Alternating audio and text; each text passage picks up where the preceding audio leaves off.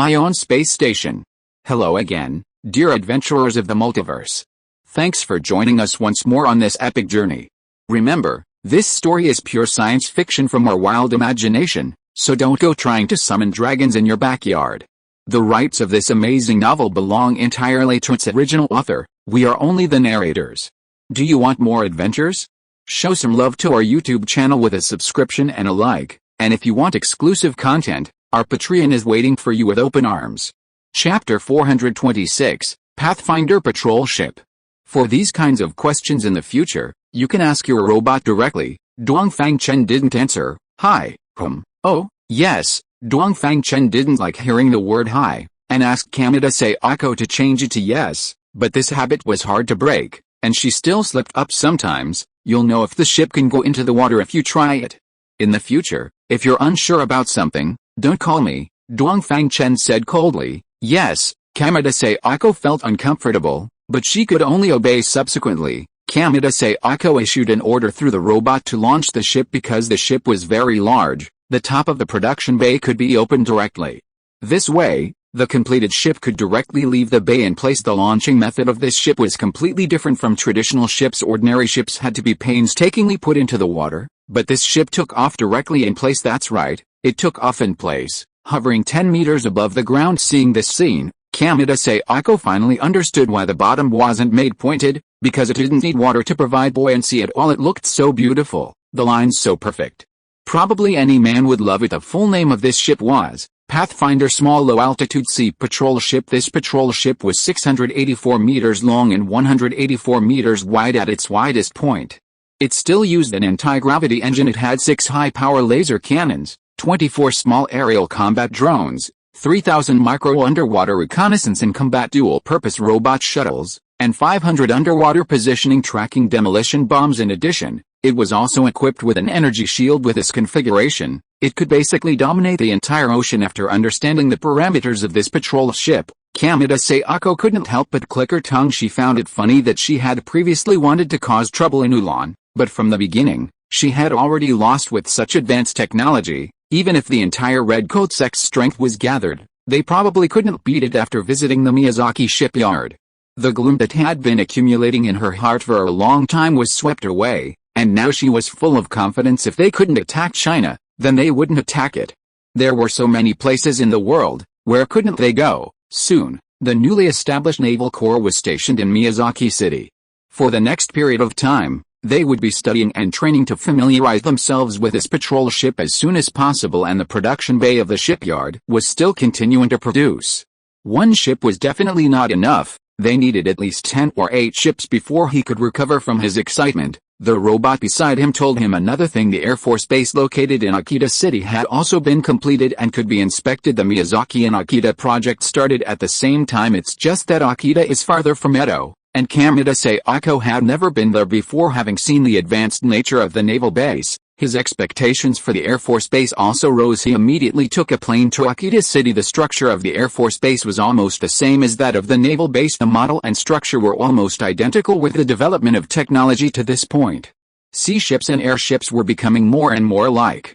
The biggest difference was in some specific functions. The sea patrol ship integrated more underwater analysis instruments and attack weapons, while the airship mainly focused on ground reconnaissance and attack. Without this aspect of configuration, the main combat aircraft currently produced at the Air Force Base was Explorer Small Low-Altitude Attack Ship. Its size was basically the same as the Sea Patrol ship, and it was also equipped with an energy shield. In terms of weapons, in addition to laser cannons, there were also simulated spider robots, a full 30,000 of them. After the Naval Base and Air Force Base were completed, Kamada Sayako's first task was to clean up the zombies in the Southeast Asian region. Having invested so much, Dongfang Chen planned to harvest a wave first. Of course, he wasn't taking the crystal cores for nothing. As before, all the crystal cores were transported to Tachalik, where they could exchange 1,000 crystal cores for a combat suit, the price having fallen by half at this point. The military's view of Kamada Sayako had completely changed. They seemed to see the scene of the Great Sun Nation dominating the world. June 23, 2056 AD. Dongfang Chen sent people to transport the cultivated controllable mutant rat breeding stock to the southwest military region, a total of more than 6,000. Jens Hangping divided this batch of rats into 3 parts. 1 part was left in the military region to continue breeding. He planned to gradually replace all the other rats being raised with this controllable rat. This kind of rat has the advantages of being small in size, breeding quickly, eating little, and being cold resistant, which is obviously more advantageous than ordinary rats. The most important thing is that they are obedient. What are the benefits of being obedient? They can be free range, without even needing cages. In this way, the cost of raising them will be further reduced. In addition, they can also be used as weapons. The other 2 parts he sent to Nagguan and Nico City respectively. These 2 places are the most suitable for raising them. Just release them. No need to feed them at all. One important factor restricting the size of a biological community is food. So, theoretically, these rat colonies can develop to be very large, especially large.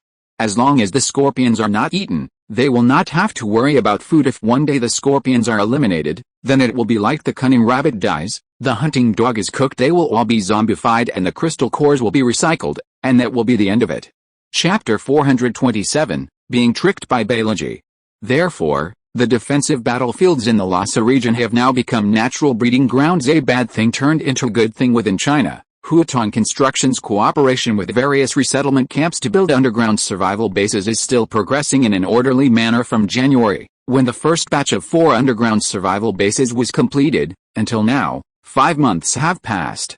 During these 5 months, more than 40 underground bases have been built successively. The crystal nuclei earned by the resettlement camps from raising rats are also continuously flowing into the hands of Dongfang Chen and the Chinese parliament. According to the tax rate stipulated in the wartime tax regulations, the final proportion of crystal nuclei falling into the hands of Dongfang Chen and the parliament is roughly 6:4. It can be seen that the parliament has also made a fortune during this period. Furthermore, most of the crystal nuclei are deposited in Huatong Chamber of Commerce's accounts. Therefore, the parliament's income, accurately speaking, is only on paper. As a result, Chen Guangxun of the Ministry of Finance was very happy at the beginning.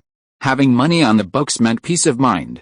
But later, a good thing turned into a worrisome one. Why? These funds are just numbers, and they are numbers on paper controlled by a private organization. In the event, just saying in the event, that something happens to Huatong Chamber of Commerce, whether these crystal nuclei can be withdrawn is a big unknown. Because of this, Chen Guangxun has approached Bailey Ji several times, repeatedly reminding him that these crystal nuclei must be spent quickly. Leaving too much on the books is too risky. Each time, Bailey Ji would just perfunctorily say a few words and then send him away. That's why he is so worried. On the other hand, in addition to the central military region, the construction projects of underground bases in the other 4 military regions have already been launched. Now everyone has no shortage of crystal nuclei, so they are all frantically engaged in infrastructure construction. The southwest military region has always cooperated directly with Dongfang Chen, and has the foundation of the first phase of underground defense works, so the subsequent projects are directly operated by Dongfang Chen. The other 3 military regions went to Huatong Chamber of Commerce. Until now, the commanders of several military regions realized that Bailey Ji is an old fox. At that time, in order for the wartime tax regulations to be implemented smoothly, especially to get the support of Huatong Chamber of Commerce, a major taxpayer, he specifically gave some privileges. One of them was granting Huatong Construction military construction qualifications. Regarding this, everyone was slightly doubtful at the time. If you want to open the door for them, giving them a first-class civil construction qualification would be appropriate.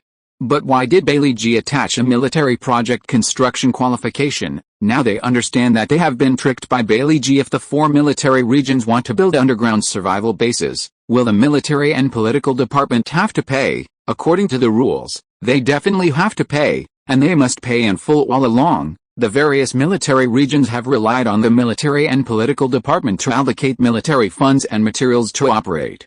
And there has never been a precedent of being responsible for their own profits and losses and seeking their own way. However, the last parliamentary meeting ended unhappily, and the commanders of the 4 military regions all stated that they would no longer participate in the construction project of the Mosing Arc, but would build their own bases. Bailey Ji did not express his position on this, neither agreeing, nor opposing, nor punishing, completely without any attitude. In this way, the projects of the 4 military regions were launched one after another. Now, the parliament didn't spend a penny, and still has to collect taxes from it. Moreover, the bases of the 4 military regions have all been built by the time everyone reacted. It was already too late. No wonder Bailey G can be the Speaker of the Parliament putting the four commanders together. They can't keep up with him. Now it is already close to the end of June. According to the weather conditions in previous years, it should already be very hot now, but this year is different.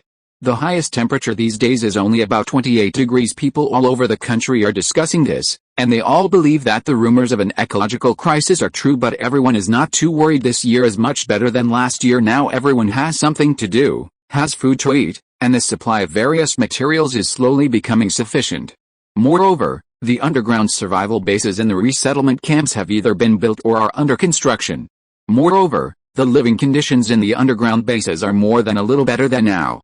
So even if the crisis comes, everyone will eat and drink as they please, and no one is afraid. The situation in the northeast region is slightly worse now. The highest temperature there during the day is only 16 degrees, and it is still below zero at night. This is very uncomfortable, you know. In previous years, it was definitely above 30 degrees at this time. For this reason, Bailey G specifically talked to Shuang Yangping of the Ministry of Civil Affairs. After the conversation, he personally called Suo Tunhua on the phone. He asked Suo Tunhua to fully cooperate with Shuang Yangping's work. Suo Tunhua agreed without saying a word. Bailey G's plan is to select 3 locations in each of the 3 provinces of Guangdong, and entrust Huotuang Construction to build a total of 9 large underground survival bases to relocate survivors who cannot meet the conditions in the short term. Of course, many resettlement camps that have the conditions to build their own bases definitely do not want to merge, and the Parliament will not force them. The implementation of this plan requires the Ministry of Civil Affairs to host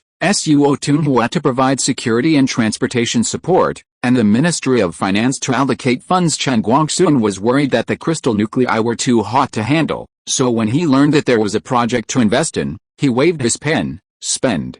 Chapter 428 Attack on Ludong Settlement Center. Just as resettlement areas across the country were vigorously developing infrastructure, a small incident occurred in Luzhou City, Mr. Dongfang. Something seems amiss at the Chaohu resettlement area in Luzhou City, Niu Xinguang reported. Chaohu resettlement area. Dongfang Chen pulled up the data to take a look. The various indicators seemed balanced, and he didn't find any major problems. What's wrong? Dongfang Chen asked. They want to purchase a large quantity of weapons and equipment, mainly combat suits and laser guns, Niu Xinguang replied. How many? 100,000 of each, Niu Xinguang replied. Stabilize the situation first, I'll give you a reply later, Dongfang Chen said. Hanging up the phone, he knew that Ji Hongfei was in Chaohu, so he could clarify the matter by asking him, Brother Ji, what's happening in Chaohu?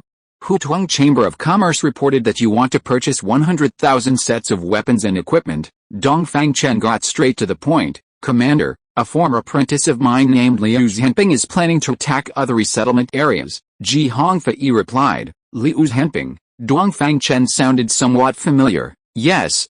He was a trainee in our base's last training session, Ji Hongfei replied. Oh, I remember him. What's he like? Dongfang Chen asked. Besides being stubborn, he's alright, Ji Hongfei replied. What do you think about this matter? Dongfang Chen asked. Personal grudges. Some management arbitrarily act recklessly, incurring public anger. Ji Hongfei didn't express his opinion, but simply introduced the situation. Alright. I understand, Dongfang Chen said. Hanging up the phone after thinking for a moment, he contacted Niu Xinguang again. Ship the goods that need to be shipped.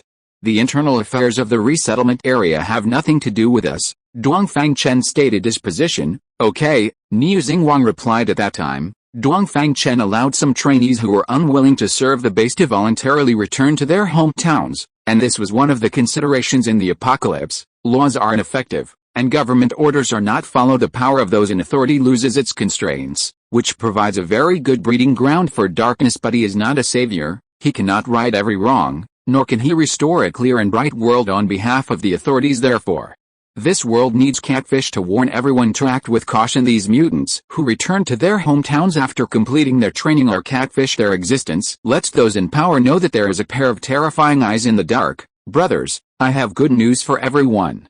Our purchase application has been approved by the Huituang Chamber of Commerce, Liu Zhenping shouted from the high platform. He is now the actual controller of the Chaohu resettlement area, but he hardly interacts with other resettlement areas because those responsible know that he is an ordinary person who sees the resettlement area through a coup, so they keep him at arm's length. However, in the past 6 months, The development here has been very rapid. Many people come to join him in groups secretly. Everyone is spreading the word that the Chaohu resettlement area is the people's own resettlement area. I don't know who said this, but everyone is willing to believe it. Ooh. Ooh. Ooh. Hearing this news, everyone shouted excitedly. July 3, 2056 AD. Liu Zhenping led an armed force of 130,000 men and women to attack the Ludong resettlement area of Luzhou City. This is the closest resettlement area to Chaohu. In order to expand his influence, Liu Zhenping gave his troops a designation, named the Zhenping Army, claiming to have a strength of 200,000. Wei Yangwen, the person in charge of the Ludong resettlement area, upon hearing that Liu Zhenping was attacking, quickly asked Wang Lexin, the mayor of Luzhou City, for assistance. Wang Lexin was very shocked when he heard the news. His first reaction was to ask the Southeast Military Region for assistance. Zhang Zhenyu replied after receiving the message, "Solve it yourself." He had expected this result since the military region doesn't care, then he has nothing to worry about, so he quickly contacted the Ludong resettlement area, asking them to join him in aiding Luxi. The Changfang resettlement area and the Luxi resettlement area managed by Wang Lexin are both nearly 40 kilometers away from Ludong.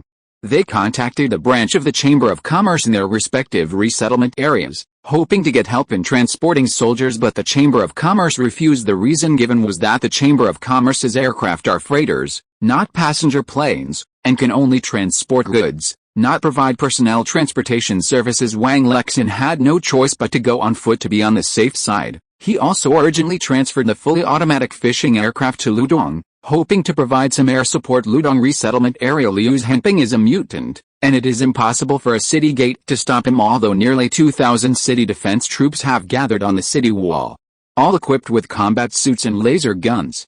But after all, they are ordinary people, and their reaction speed is simply not good enough. Liu Zhenping came to the city gate in a flash. The soldiers on the city wall cannot see from this angle. With 2 punches, the city gate was smashed to pieces. Many soldiers also gathered inside the gate. Liu Zhenping repeatedly moved in the crowd, and the scene was immediately in chaos. Seeing that the city gate had been broken, Liu Zhenping's men in the distance ordered the charge to be sounded. Hundreds of thousands of people rushed towards the city in a swarm. The city defense troops on the city wall were frightened. They had never killed anyone, and they didn't dare to shoot. Chapter 429. Lingayu is confused. Wei Yangwen shouted, "What are you waiting for? Fire!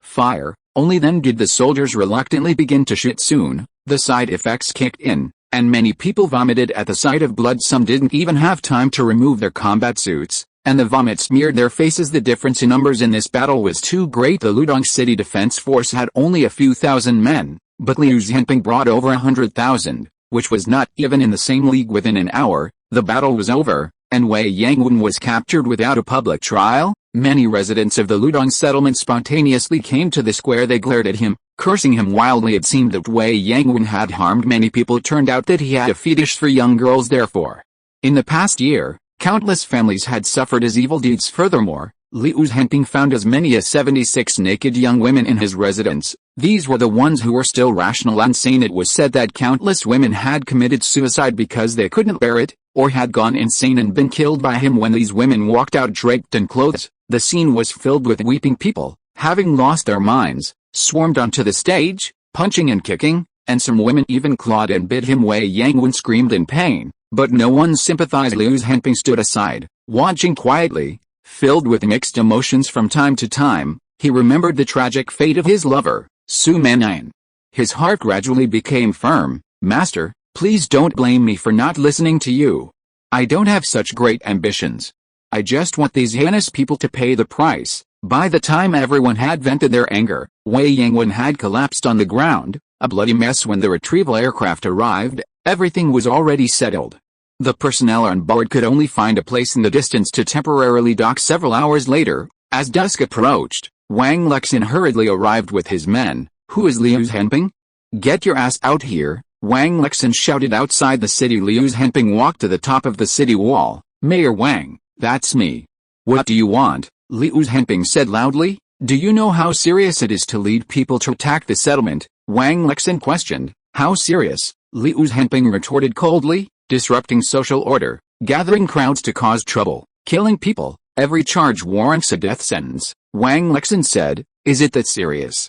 Then may I ask, who'll execute it?" Liu Zhenping said sarcastically. What did you say? Wang Lexin was furious. Mayor Wang, stop talking nonsense. If you think I deserve to die, then come and arrest me. If you don't dare to come, then go back to your Changfang settlement. After saying that, Liu Zhenping lost interest in continuing the conversation and turned to leave. Wang Lexin's face was ashen, outrageous. Arrogant, simply too arrogant. Wang Lexin stomped his feet in anger. Mayor Wang, what should we do next? Lu Ping, the leader of the Luxi settlement, asked. Let's withdraw. Wang Lexin shook his head after a long silence. They had brought a total of 20,000 city defense troops, but Liu Zhenping claimed to have 200,000 men. There was no way to fight this battle. Liu Zhenping made a fortune by conquering the Ludong settlement because the underground survival base here was about to be completed. He reached an agreement with a local chamber of commerce branch to continue repaying the original loan, and he also inherited all the equipment and supplies of the settlement. After Wang Lexin returned, he thought it over and over again and did not impose a blockade on the Ludong settlement, but instead recognized its legal status. Why not impose a blockade? Because the consequences of a blockade would not only fail to curb its development, but would instead force them into the arms of other cities. If that were the case, his feed business would be greatly affected, with shipments being cut by at least half. This turmoil quickly passed, however. Liu Zhenping's footsteps did not stop. He turned his attention to Shaoqing City to the north of Lezhao and Nanqiao City to the east. July 5, 2056 AD, Gansu Province, Gold City. Lingluo, where's Master? Lingayu, your words break my heart. If I hadn't pleaded for you, you would still be in confinement. Shouldn't you thank me first? Lingluo pretended to be very sad. Thank you? And your dreams. Stop talking nonsense. Tell me where Master is. Lingayu glared at him. Senior brother, I don't know where junior brother has offended you, causing you to harbor such great hostility. Can you tell junior brother? I will definitely change. Lingluo looked very aggrieved. Are you going to tell me or not? Lingayu didn't answer his question at all. Senior brother, don't be anxious. Did Master go to find you? Why are you asking me instead? Lingluo looked scared and hid in the corner. Bullshit. Lingayu pointed at him and cursed. Chirp chirp chirp chirp chirp chirp. Suddenly, many robots rushed in and attacked Lingluo. Lingluo was injured and fell to the ground. What the hell is this? Lingayu. We are brothers. How could you set me up? Lingluo shouted, hiding in the corner. What's going on? Lingayu was stunned. Chapter 430, The Vast Ocean of Nuclear War. Lingayu, you wait. As long as I don't die, I will definitely report you to the Elder Council. Taking advantage of Lingayu's momentary daze, Lingluo had already stealthily crawled to the doorway and burst out the robots. Seeing Lingluo escape, all chased after him. Lingayu stood there, stunned. Woo woo woo. Alarm bells rang. Red lights flashed on the walls throughout the underground laboratory. Lingayu snapped back to his senses and hurriedly ran outside as well. Boom boom boom. Just as Lingayu rushed out of the basement, a huge explosion sounded behind him. The entire cyborg laboratory instantly collapsed into ruins. He climbed up from the ground, patting the dust off his body. The events of just now were still echoing in his mind. Who exactly wants to kill Lingluo? Why did this laboratory suddenly explode? No, I have to report to the Elder Council immediately. Wait. There's a trap here.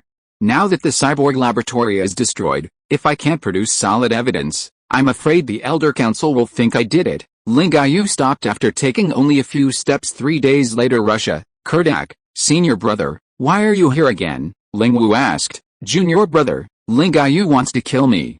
You must help me this time. Lingluo looked very disheveled. Senior brother wants to kill you? Why? Lingwu asked. I don't know. He brought a lot of spider-like robots to hunt me down everywhere. I can't stay in China anymore. Lingluo pretended to be ignorant. Spider-like robots? Could it be? Lingwu's pupils shrank sharply. Lingshan and his master had also said after returning from the Ulan neutral zone that there were countless spider robots there. What? Junior brother, have you seen them? Lingluo asked. No, I haven't. But someone has seen them, Lingwu said, snapping back to reality. Are these robots a new product developed by the Holy Church? No. They might be from Ulan, or they might be from China. Lingwu shook his head. What? They have such powerful weapons. Lingluo looked very surprised. Hey, that's not right. How could Lingayu have Chinese weapons? Are you sure you didn't see wrong? Lingwu asked. How could I see that wrong? Lingluo glared. I'll send someone over to take a look, Lingwu said and left immediately after Lingwu left. Ling Luo immediately changed his expression. He took a small box out of his pocket and opened it. Inside was a type of small ant. He released the small ants and put the box away again. The two people Ling Wu sent quickly found Ling Yu. After communicating, Ling Yu learned that Ling Luo had run to Kurdak. He said he would go there himself. The two men obeyed the order and left. July 8, 2056 AD. Several survival bases on the west bank of the Volga River in Russia were simultaneously attacked by nuclear bombs. All the survivors in the bases were killed. The Austro-Hungarian Federation nominally occupied Russia at this point. Only China and the United States of America remained as independently operating countries in the world. Of course, Russia is, after all, a superpower and is not so easily defeated. It should be known that the vast region of North Siberia still hides an unknown number of lethal weapons. So, that night a dozen intercontinental missiles, carrying nuclear warheads, simultaneously launched strikes against several important cities in Europe. No one knows how much damage this attack actually caused. No one from the official Austro-Hungarian Federation spoke out either. This was very strange. Validov did not die, but went to a secret base in the west the day before the base was attacked. It was there that he issued the nuclear bomb attack order. When the Chinese parliament learned of this news, they all felt a thump in their hearts. Nuclear weapons have always been stockpiled as strategic weapons. They must never be used lightly unless absolutely necessary. Why? Once someone starts this, then this forbidden curse will be broken. Once there is one, there will be two. And the world will inevitably fall into a vast ocean of nuclear war. In this case, no country, no piece of land is absolutely safe. Even if you want to sit on the mountain and watch the tigers fight, that is impossible. It is also impossible for you to remain neutral. If you don't hit him, he may take the initiative to hit you. This is troublesome. From July 9th to 12th, the parliament held meetings for 4 consecutive days, but no solution was found. Suo Tunhua said that if it really doesn't work, we should move to the moon. They can fight if they want, as long as China doesn't get involved. Everyone took it as a load of crap, but this statement is crude. But the principle is not on this world. It is difficult to remain aloof. Just when everyone was at a loss, on July 13, 2056 AD, another major event occurred. The greater Japanese Navy warships arrived in the Eastern Sea and attacked the Tasmanian Empire in Australia again. Moreover, they won a great victory in the first battle. In this battle, Greater Japan successfully occupied the Tiwi Islands in northern Australia. Chapter 431 The Strange Tasman Empire. The Tiwi Islands aren't large, stretching about 160 kilometers from the easternmost point to the westernmost. The islands are mountainous with lush vegetation. 2 Pathfinder-class patrol ships were anchored on the west side of the island. They planned to build a defensive fortification here as a forward base for an attack on Australia. Boom, boom, boom. To save time, the soldiers were clearing the island's vegetation by bombing it. Soon, a square area of 500 meters was cleared. Next was the compacting of the earth. Creak. Creak. The soldiers were working under the scorching sun when they suddenly heard movement in the forest. Judging by the sound, it seemed to be some kind of animal crawling. Everyone stopped working and quietly watched in the direction of the forest. Creak, creak, creak, creak. The sound didn't stop, and it kept getting closer to them. The unknown is the scariest thing, and everyone was nervous. Huff. Suddenly something darted out. Oh, everyone was startled. Phew. Then they breathed a sigh of relief. It turned out to be crabs. They were about 20 centimeters in size, with orange-red shells. In a second, a third, many crabs came out. They didn't dodge or leave. They just stood there, extending their 2 front claws, brandishing them menacingly. Squeak. They also made a shrill, hoarse, strange cry. Are they trying to drive us away? One of the soldiers said. Ha ha ha. The other soldiers burst out laughing. Bang, bang, bang, bang. One soldier had already raised his gun and was frantically at the crabs. Their shells were not strong enough to stop the bullets, and many were shattered on the spot, with minced meat splattering everywhere. Squeak. Soon, more crabs appeared, gathering in greater numbers. The soldiers saw this scene, and their smiles froze on their faces. Silence for a few seconds. Run, one of the soldiers shouted. As soon as these words came out, everyone dropped their tools and ran back. Creak, creak. The crabs began to chase after them. Board the ship. Board the ship quickly, the soldiers shouted as they ran. The other soldiers didn't know what was happening, but as well-trained soldiers, they had a sense of crisis, so everyone quickly ran towards the boarding deck. The patrol ship had been hovering on the water, and the extended boarding deck was like an iron ramp, stretching all the way to the shore. It was a full 100 meters wide, which could fully guarantee the speed of a large number of soldiers boarding at the same time. Close the door.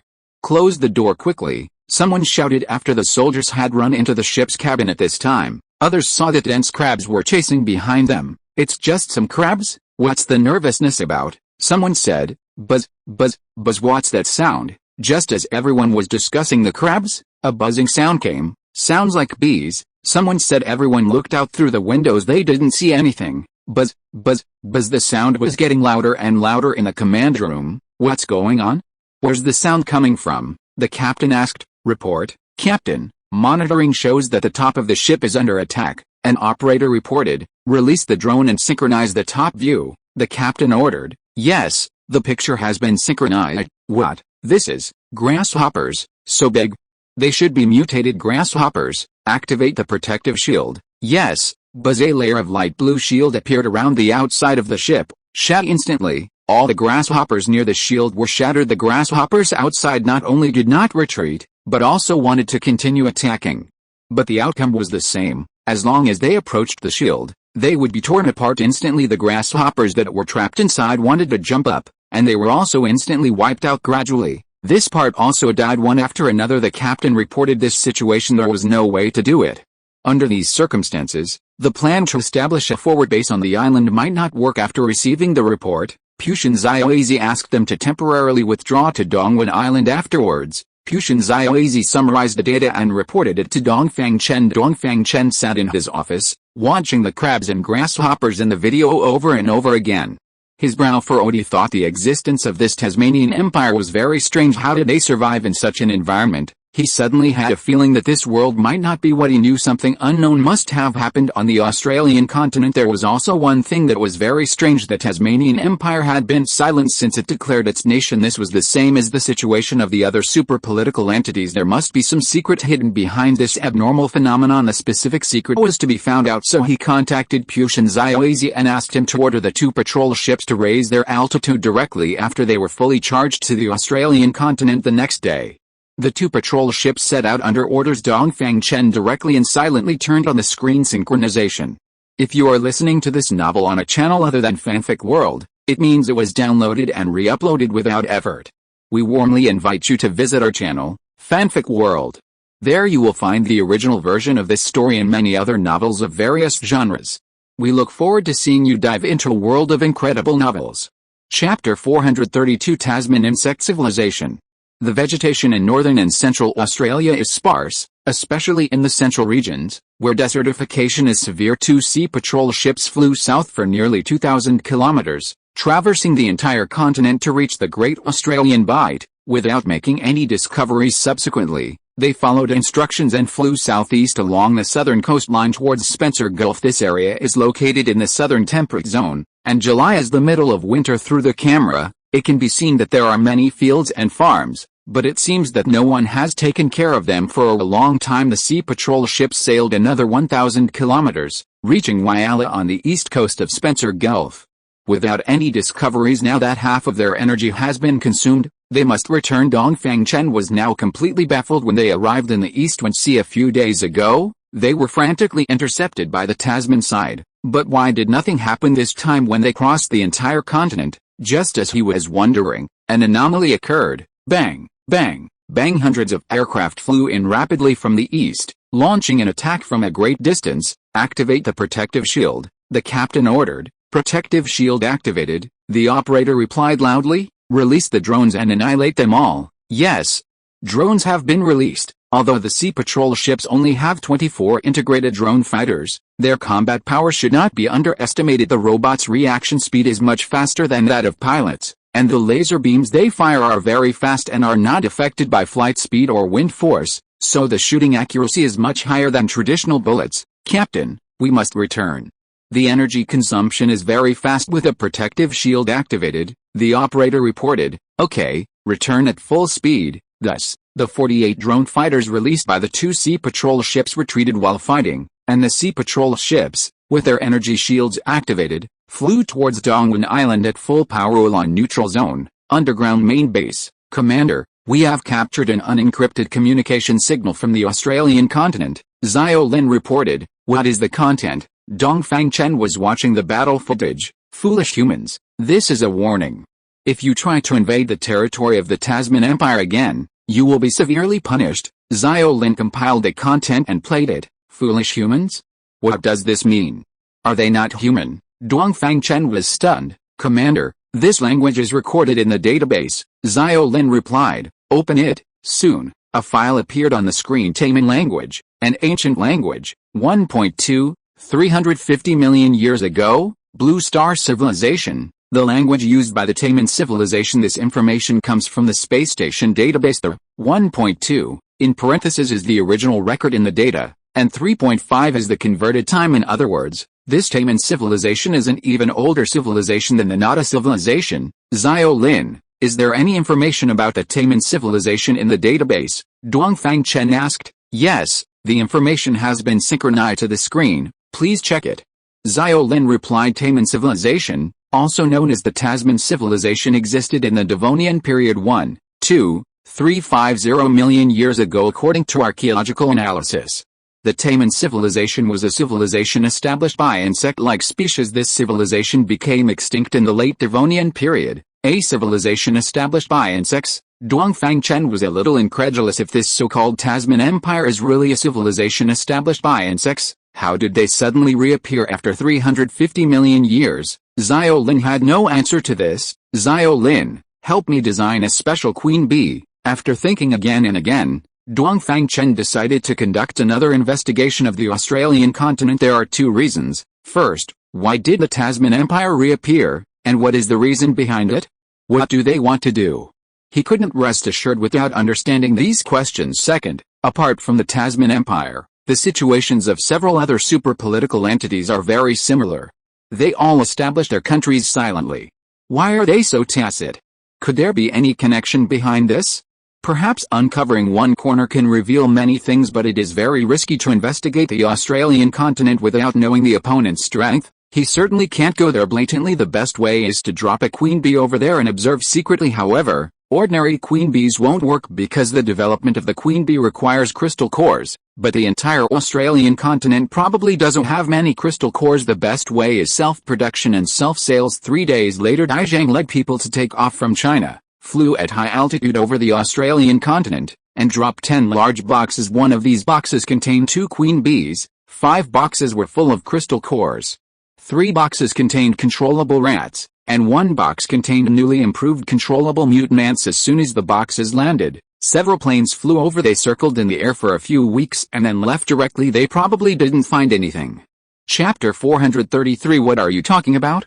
The queen bee's first action upon landing was, of course, to extend underground, seeking a suitable place to build her nest. Some of the rats died during the fall, and the rest scattered to find food. They are currently in a self-reliance phase. As the queen bee is not yet able to produce food for them, the ants suffered almost no damage. However, several of them are intended to differentiate into queen ants. Upon reaching the ground, they quickly burrowed underground like the queen bee. The most important task for these ants next is to find a suitable place to build their nests. Oris Nation, Kurdak, junior brother, long time no see, you've grown so tall, Ling Yu said. Senior brother, are you here to see senior brother Ling Luo? Ling Wu was as simple and direct as ever. Yes, where's he? Ling Yu knew his personality and didn't mind. Senior brother, you have to promise me, you can't make a move, Ling Wu emphasized. Don't worry, I know my limits, Ling Yu said with a smile. Okay, I'll go call him. Ling Wu turned and left. A few minutes later, Ling Yu, you're a persistent ghost. You actually chased me to Kurdak. Ling Luo launched an attack as soon as he entered. HMPH. I have no interest in chasing you. Now that junior brother is here, please explain clearly. Where's Master? Ling Yu glanced at him and said coldly, Master went to look for you a long time ago. If you don't know, who would? Ling Luo replied, Senior brother, didn't you say Master was injured? Ling Wu didn't understand. Yes, injured. You ask him why Master was injured? He even has the nerve to look for Master. Why doesn't he just die? Ling Luo replied. Then when did Master leave your place? Ling Wu asked. In January. It's been more than half a year, Ling Luo said. Not since this matter is impossible to verify. Ling Luo could say whatever he wanted. Impossible. Ling Luo, you better tell the truth. Ling Yu pointed at him and shouted, how is it impossible? Ling Luo glared back. Ah. What is this? Just then, Ling Yu shouted. He slapped his neck, and there was blood on his hand, and the blood was a small black dot, and upon closer inspection, it was an ant. He immediately felt something was wrong. As if many ants were crawling all over his body. Boom! Ling Yu took a step back, his body shaking. A sharp aura erupted. radiating outward from his body soon. Many ant corpses fell from under his feet. He looked at the ground, then at Ling Wu. Ling Wu was confused at this moment. Junior brother, you want to harm senior brother? Ling Wu found it a bit hard to accept. Senior brother, how is that possible? Ling Wu also saw the ants at his feet and quickly explained, how do you explain these ants? Did you raise them? Ling Wu asked, pointing at the ground. Yes, Ling Wu didn't look closely and admitted directly obviously, besides himself, it couldn't be anyone else. Good. Good, Ling Wu was very heartbroken. Senior brother, Ling Wu wanted to explain, but didn't know what to say. He also didn't know why the ants would suddenly attack senior brother. You don't need to say anything. From today onwards, our brotherhood ends here. Ling Wu raised his hand to stop his explanation. Don't.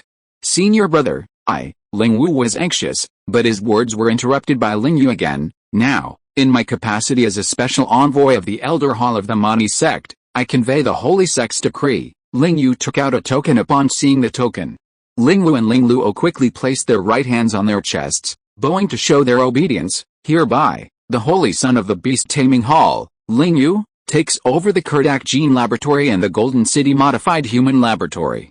The original heads of the laboratories must obey Ling Yu's orders, and those who violate them may be executed. Yusa. Yusa is a Mani sect secret word, which translates to yes, obey. Senior brother, congratulations. After the ceremony, Ling Wu said with a smile, please call me envoy. Ling Yu said expressionlessly, yes, envoy. Ling Wu replied dejectedly, Ling Luo, you go back to the Golden City to handle the handover now. The modified human experiment no longer needs you to be in charge. Ling Yu ordered. Now the underground laboratory of the Golden City has long been turned into ruins. Sending Ling Luo back at this time is to shift the blame. Until now, he has not realized that the underground laboratory was blown up by Ling Luo. I'm not going back. Ling Luo directly disobeyed. He can only disobey now. If he goes back, he will definitely take the blame. You dare to disobey? Ling Yu's eyes showed ferocity. Going back is also death. Not going back is also death.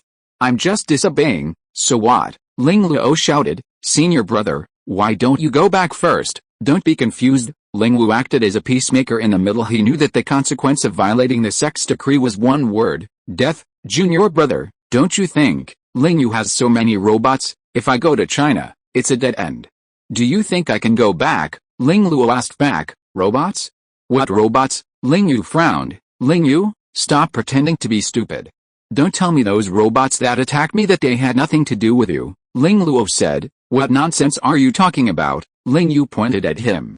Chapter 434 Ling Gai was captured.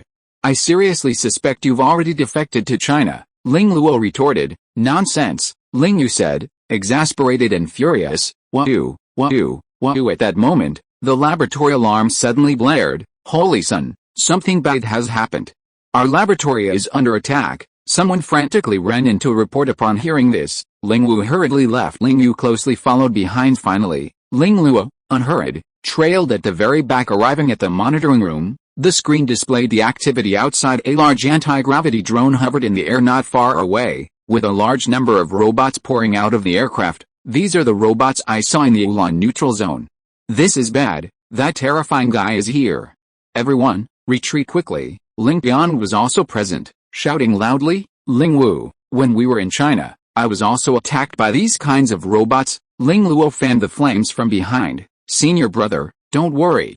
It won't be easy to take down our laboratory, Ling Wu said confidently. Issue the order, armored ants, move out, Ling Wu commanded. Yes, the operator issued the command through the equipment. Soon, densely packed giant ants emerged from all directions, all equipped with thermal weapons. Bang, bang, bang. The ants opened fire. Clang, clang, clang. The bullet struck the robots, producing a series of metallic clanging sounds. However, the effect was not significant. Chirp, chirp, chirp. The simulated spider robots also opened fire. Bang, bang, bang. Many ants were hit in the head, on their bodies. Wherever they were hit, large holes were torn open, and the exploding slurry splattered everywhere. Clearly, the ants' carapace defense was much weaker. Seeing that the ants could not resist a robot's attack, he issued another order, send 100 blast bees over there. Yes, subsequently, many large bees flew out, heading directly towards the robots. These blast bees had bombs strapped to their bodies. Once attacked, The bombs would detonate. Daizhang had never seen these blast bees before and directly treated them as ordinary insects to intercept. Boom, boom, boom. The bees exploded one after another. These bees were very close to each other. As soon as one exploded, a chain reaction would quickly occur. For a time, the battle was raging, and smoke billowed everywhere. Many robots were blown away, and many armored ants were also blown to pieces. Most of the laboratory building's glass was shattered by the shockwave. Withdraw. Daizhang issued the retreat order. Upon receiving the order, the robots quickly returned to the aircraft. Subsequently, the aircraft ascended and left directly. The blast bees' impact directly resulted in the destruction of hundreds of spider robots. Such losses could not be considered severe. Their purpose in coming this time was not to take down the Kurdak laboratory, so there was no need to fight to the death. After the aircraft withdrew, everyone breathed a sigh of relief. However, everyone's gaze fell on Ling Yu. "Why are you all looking at me?" Ling Yu asked unhappily. "Caesar," Ling Bian's master spoke. He now wore prosthetics and looked like a complete person. "Impudence. The Elder Hall token is here. I want to see who dares to move." Ling Yu took out the token, retreated to the door, and pointed at everyone, scolding, "Ling Yu, stop using the Elder Hall to suppress me. The facts are already very clear. You're a traitor, colluding with the Xiaolin country to frame your fellow disciples. This is a capital crime. Are you not going to seize her?" The master said. Upon hearing the master's words, the crowd no longer had so many scruples and directly took action. Ling Yu was also very depressed. She originally thought that with a token, taking over the laboratory would be an easy task.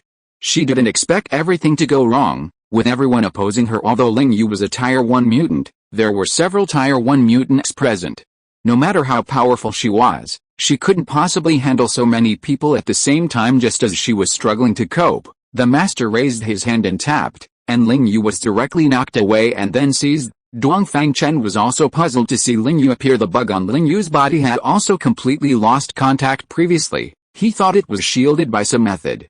But now it seemed that was not the case. Kurdak had secretly deployed a queen bee. The queen bee sent nanobots to scan Ling Yu. The scanning results showed that the bug had disappeared. This meant that someone had already detected the existence of the bug and had the ability to remove it from Ling Yu's body. It seems the Mani sect still has many secrets. Dongfang Chen sighed after Ling Yu was captured. Ling Wu secretly left. He was going to return to the Elder Hall to explain in person. Dongfang Chen didn't expect such a pleasant surprise from this counter espionage plan. He immediately ordered the queen bee to implant a locator on Ling Wu's body. He wanted to know what exactly the Elder Hall they were talking about was and where it was located.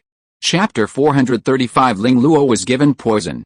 Ling Wu took a plane west, crossing northern Siberia to reach the Altai region of Ors. Then, heading southwest, he crossed to Saxton, and about 1,000 kilometers from the Caspian Sea, the signal suddenly disappeared. The place where he disappeared belongs to the northern region of the newly established Mado United Republic. Although contact was lost, at least one conclusion can be drawn. There must be some connection between this Manichaeism and the newly established Mado United Republic. Saxton, a small city named Muina. Ling Wu, what brings you back this time? Three elders sat cross-legged in the main hall. Elder, some issues have arisen with Kurdak, and Ling Wu has come to plead guilty. Ling Wu bowed and said, "Is it related to Ling Yu?" One of the elders asked. "Elder is wise. Tell us about it." "Yes." Ling Wu then recounted the events in detail, regarding Ling Yu's pursuit of Ling Luo. "Did you witness it yourself?" the elder asked. After listening to the account, "I did not see it. However, senior brother Ling Yu did not deny it when confronted face to face." Ling Wu replied, "HMPH. Ling Wu, daring to disobey the elder's order. Do you know your crime?" The elder scolded. Ling Wu knows his crime. Ling Wu did not argue. "Considering you voluntarily returned to report, we will not pursue the matter further. However, Ling Luo's open defiance cannot be forgiven. Here is a pill of ascension for you to take back to him." The elder said. "Beautifully named, the pill of ascension. It is actually poison." "Elder, senior brother Ling Luo was also driven to a dead end, with no other choice.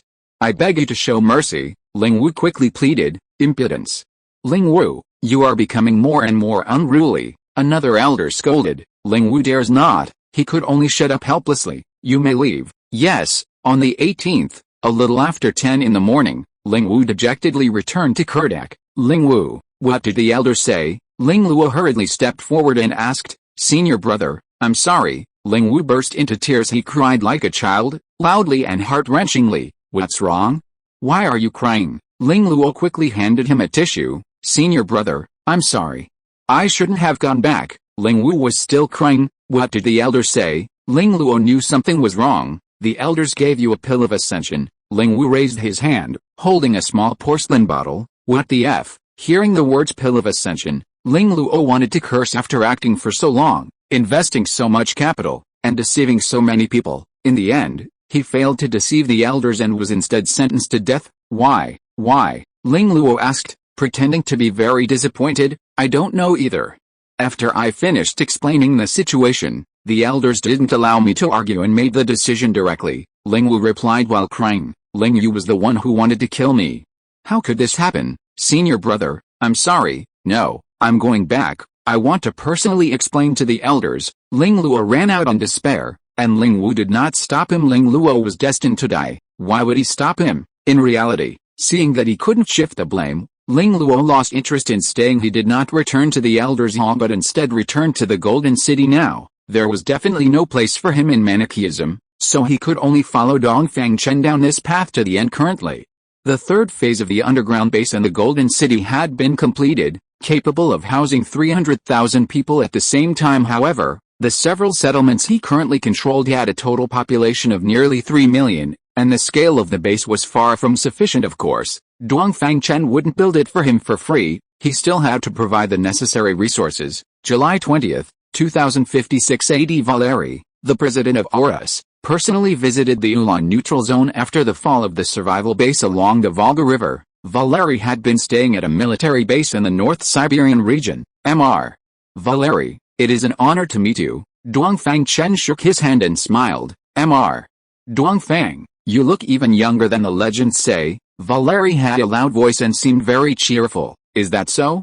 Can I take that as a compliment? Dongfang Chen said with slight surprise. Of course, it's a compliment. It's good to be young. Valeri seemed to be speaking from the heart. Mr. Valeri, please have a seat. Entering the reception room, Dongfang Chen gestured with his hand. Valeri returned the gesture, and the two sat down at the same time. Mr. Dongfang, I have come here uninvited today, actually, to ask for something, Valeri said. Mr. Valeri, you are too kind. We have always had a pleasant relationship, and I believe that in the general direction of mutual benefit and win-win, we can maintain this relationship as always. Dongfang Chen smiled. What he meant was that they had been doing business before, and they were still doing business now. This kind of cooperation was very good and didn't need to be changed. The deeper meaning was that trading was okay, but pure help was out of the question. Chapter 436 Validov's transaction. Haha, Mr. Dongfang is right. How could Validov not understand the implied meaning? At this moment, his admiration for the young man in front of him deepened. How many young people wouldn't get carried away in this kind of situation? Now, seeing that Dongfang Chen was not swayed by flattery, he could only return to the main topic. It's like this. I want to build an underground base like yours within the borders of Horus, including a full set of living facilities and protective measures. Validov stated his purpose and then stared at him intently. No problem. As long as the crystal cores are in place, everything is fine. Dongfang Chen readily agreed. We can't produce the crystal cores right now, Validov said bluntly. The crystal cores they obtained during the last zombie siege were all used to buy combat suits. Then that's impossible. Dongfang Chen refused directly. Mr. Dongfang, I can use other things to trade, Validov said. Oh? What things? Dongfang Chen couldn't imagine what valuable things Validov could come up with. Territory, Validov replied. Territory. Mr. Validov, don't joke around. I only have 200,000 or 300,000 people here. What would I do with so much territory? Dongfang Chen laughed. He really didn't want a territory. Ulan country is located north of Horus and south of Hul country, completely a landlocked country in the current situation. Isn't it great to have two major countries as his guardians? Besides, if the territory becomes larger, he would have to invest in more watchtowers, worry more, and it wouldn't be worth it. Mr. Dongfang, what I'm offering you are the most prosperous provinces in all Horus. Validov continued to entice him. The most prosperous provinces. Are you perhaps talking about the provinces on the west bank of the Volga River? Dongfang Chen looked at him playfully. That's right. Mr. Dongfang is indeed knowledgeable. Validov laughed heartily. Really? Dongfang Chen was directly stunned. The west bank of the Volga River has approximately 1 million square kilometers of land, which used to be the most economically developed and densely populated area in Horus. Moreover, The capital of Urus, Moscow, is also located there. Isn't Valadov even willing to sell the capital? This guy really has guts. However, he also had his own calculations. Now that the west bank of the Volga River has been occupied by the Hungarian Federation, he plans to exchange a blank check for a solid base. Mr. Valadov, I must say, you're really calculating. Don't think I don't know that the west bank of the Volga River is not in your hands now. Dongfang Chen directly exposed his little thoughts. Haha, Mr. Dongfang has very well-informed news. That's right, those places have indeed been occupied, but nominally they still belong to Urus. Their violent actions do not have legitimacy and cannot be recognized, Valadov said boldly without blushing or skipping a beat. Sorry, Mr. Valadov, I don't agree to this deal. Dongfang Chen decisively refused. He wouldn't do something that was thankless. Not only is it useless to take the land, but he would also have to work hard to recover the lost territory, which is not cost-effective. What if I had a piece of information? Valadov leaned closer and whispered. He also knew that it wouldn't work to rely on a blank check alone. The good stuff was yet to come. What information? Dongfang Chen was a little interested. More than 100 years ago, our country's archaeological team discovered an abandoned spaceship in the Brus Mountains in the southern Krasidov Oblast, Valadov said quietly. Abandoned spaceship? What's inside? Dongfang Chen asked curiously. There are dozens of sarcophagi inside, Valadov replied. Sarcophagi? That's right, it was thought to be sarcophagi at the time. However, after research, it was discovered that it wasn't called a sarcophagus. Valadov squeezed out the information like toothpaste, one sentence at a time. The purpose was to create suspense. Then what is it? Dongfang Chen frowned. They are hibernation pods. Valadov revealed a shocking piece of information. Hibernation pods. Dongfang Chen widened his eyes. That's right. At that time, scientists spent more than 10 years researching and successfully opened a hibernation pod. Inside, in addition to being full of green liquid, there was also a corpse, an alien corpse. Valadov concluded. That's it? Mr. Valadov, this information alone is not enough to exchange for a base. Dongfang Chen shook his head. Of course not. The information I want to trade is the whereabouts of this spaceship, Valadov said. What? Dongfang Chen stood up directly. Do you mean that this spaceship is still there? Dongfang Chen stared at him and asked. Not only the spaceship, but as far as I know, there are also a total of 23 well-preserved hibernation pods inside that have never been opened. Valadov deliberately emphasized the words never been opened. Is the information reliable? Dongfang Chen asked to confirm. Don't worry, it's absolutely reliable. Valadov smiled gently and replied he knew that the underground base was a sure thing. Chapter 437, A Stud. Where is the spaceship now? Dongfang Chen asked. Still in the Kalastov Oblast. Valadov replied. The Kalastov Oblast is located on the west bank of the Volga River, between the Caspian Sea and the Black Sea. To its west is the present-day Austro-Hungarian Empire, and to the south is the motto United Republic. Dongfang Chen stood up and paced back and forth in the reception room. Valadov didn't urge him, just sat there watching. The offer was tempting, but the location was a bit awkward. It was obvious that Valadov was trying to use a bait to make Dongfang Chen his gatekeeper. Mr. Valadov, I think I'll pass. This thing is too hot to handle. I can't digest it, Dongfang Chen said, shaking his head. Alice. Since that's the case, then so be it.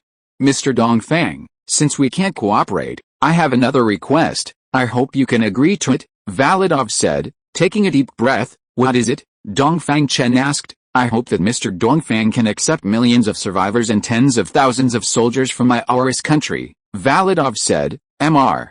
Valadov, I don't understand what you mean. Dongfang Chen frowned. Since Mr. Dongfang doesn't need it, then I can't leave it to those Austro-Hungarian bastards.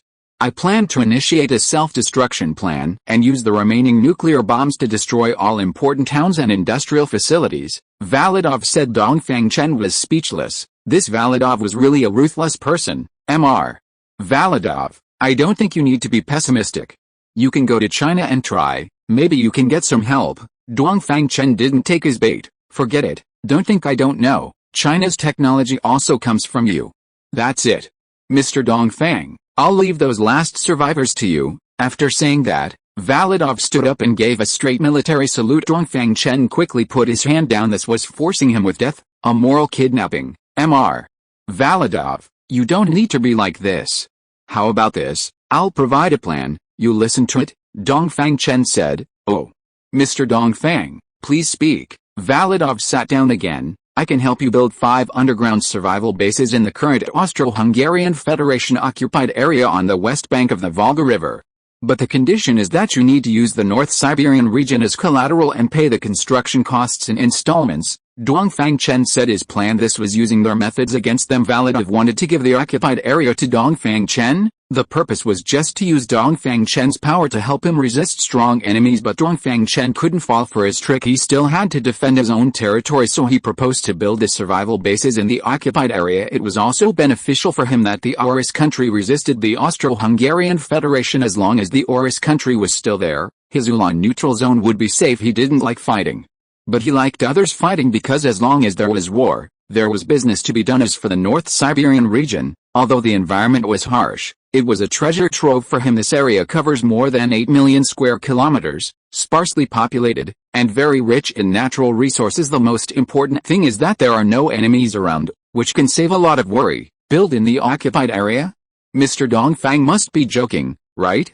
Now it's not within our control. How can we construct? Validov thought this was impossible. You don't have to worry about this. If I say it's possible, it must be possible. There is no problem with construction, and it can be completed in up to 2 months. The most important issue is how to defend it, Dongfang Chen said. Yes, how to defend it? Validov was confused. I can provide you with a complete set of weapons and equipment, Dongfang Chen said. Mr. Dongfang, aren't you afraid that I can't afford the crystal cores? Validov finally understood that he was treating him as an ATM. You can mobilize your people to produce crystal cores, Dongfang Chen said with a smile. Immediately, Dongfang Chen explained the plan again. He can build turrets, protective shields, and feed production lines in the base. The rest of the operation method is the same as in China. There is also one point: the new breed of controllable rats can be used as combat power. Validov was confused. Mr. Dongfang, are you sure this will work? It must work. If it doesn't work, no money will be charged, Dongfang Chen replied confidently. Validov hesitated. For him, the risk of doing so was too great. Building a base in the occupied area was already courting death for him, and now he had to put all his wealth into it. All the people, all the resources, all the hope were pressed on these 5 survival bases. What if it doesn't work? Dongfang Chen just said lightly, no money will be charged, but for him, it was national extinction and racial extermination. Although the country will also be destroyed if they do not resist, at least millions of people can survive. As long as they are alive, there is still hope. But if they follow Dongfang Chen's plan, not only may the country be destroyed, but also these millions of people will have to be included, which is equivalent to going all in. Chapter 438 Alien Life Laboratory. Validov paced back and forth, deep in thought. To be honest, Mr. Validov, I could also help you build a survival base on the east bank of the Volga River, or even in the North Siberian region, but I don't think there's any real difference, because once you lose your ability to defend, nowhere is a pure land. Dongfang Chen said. These words awakened Validov. Indeed, if he didn't defend, then the entire North Siberia would be occupied sooner or later. No matter where the survival base was built, the outcome would be the same. Mr. Dongfang, what is your level of certainty? Validov asked. About 90%, Dongfang Chen replied. Good.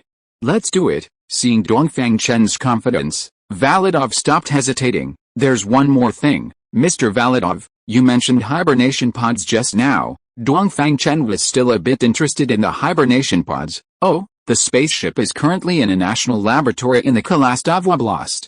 Here's the location information. Validov took out a small piece of paper from his pocket with latitude, longitude, and specific address information on it. How about this? I won't take advantage of you.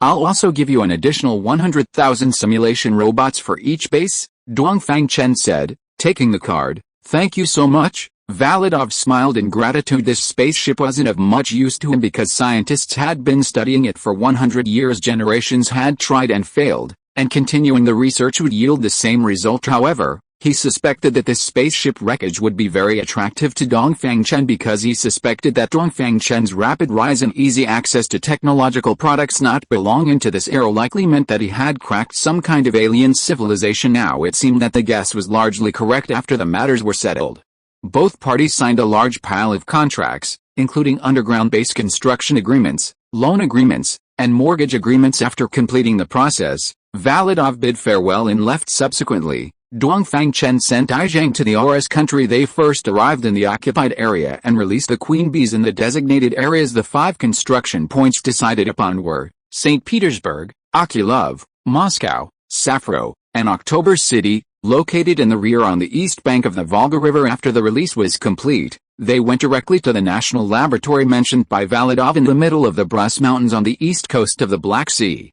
There was a small town called Terny. The national laboratory was located there. "Captain, is this the place?" a Special Forces soldier asked. In front of them was a 2-story building that looked somewhat old. Above the main entrance of the building was a sign with a string of Oris characters, but no one recognized what it said. However, judging from the surrounding environment, it had been abandoned for a long time. "Go in and take a look," Daizhang said. The dozen or so members of the team activated their combat suits, picked up their laser guns, and tiptoed into the building. It was very dark inside, but fortunately, the digital eyes had night vision function. Team 1 secure, Team 2 secure. Everyone scouted every corner of the lobby on the first floor and found no danger. After confirming it was safe, Daizhang walked to the elevator entrance on the side. This was the only possible entrance in the lobby. The elevator looked like it was encrypted because there was a password input and card reader above the buttons. However, it couldn't be used now because there was no electricity. Daizhang picked up a briefcase and opened it. Inside was a large screen,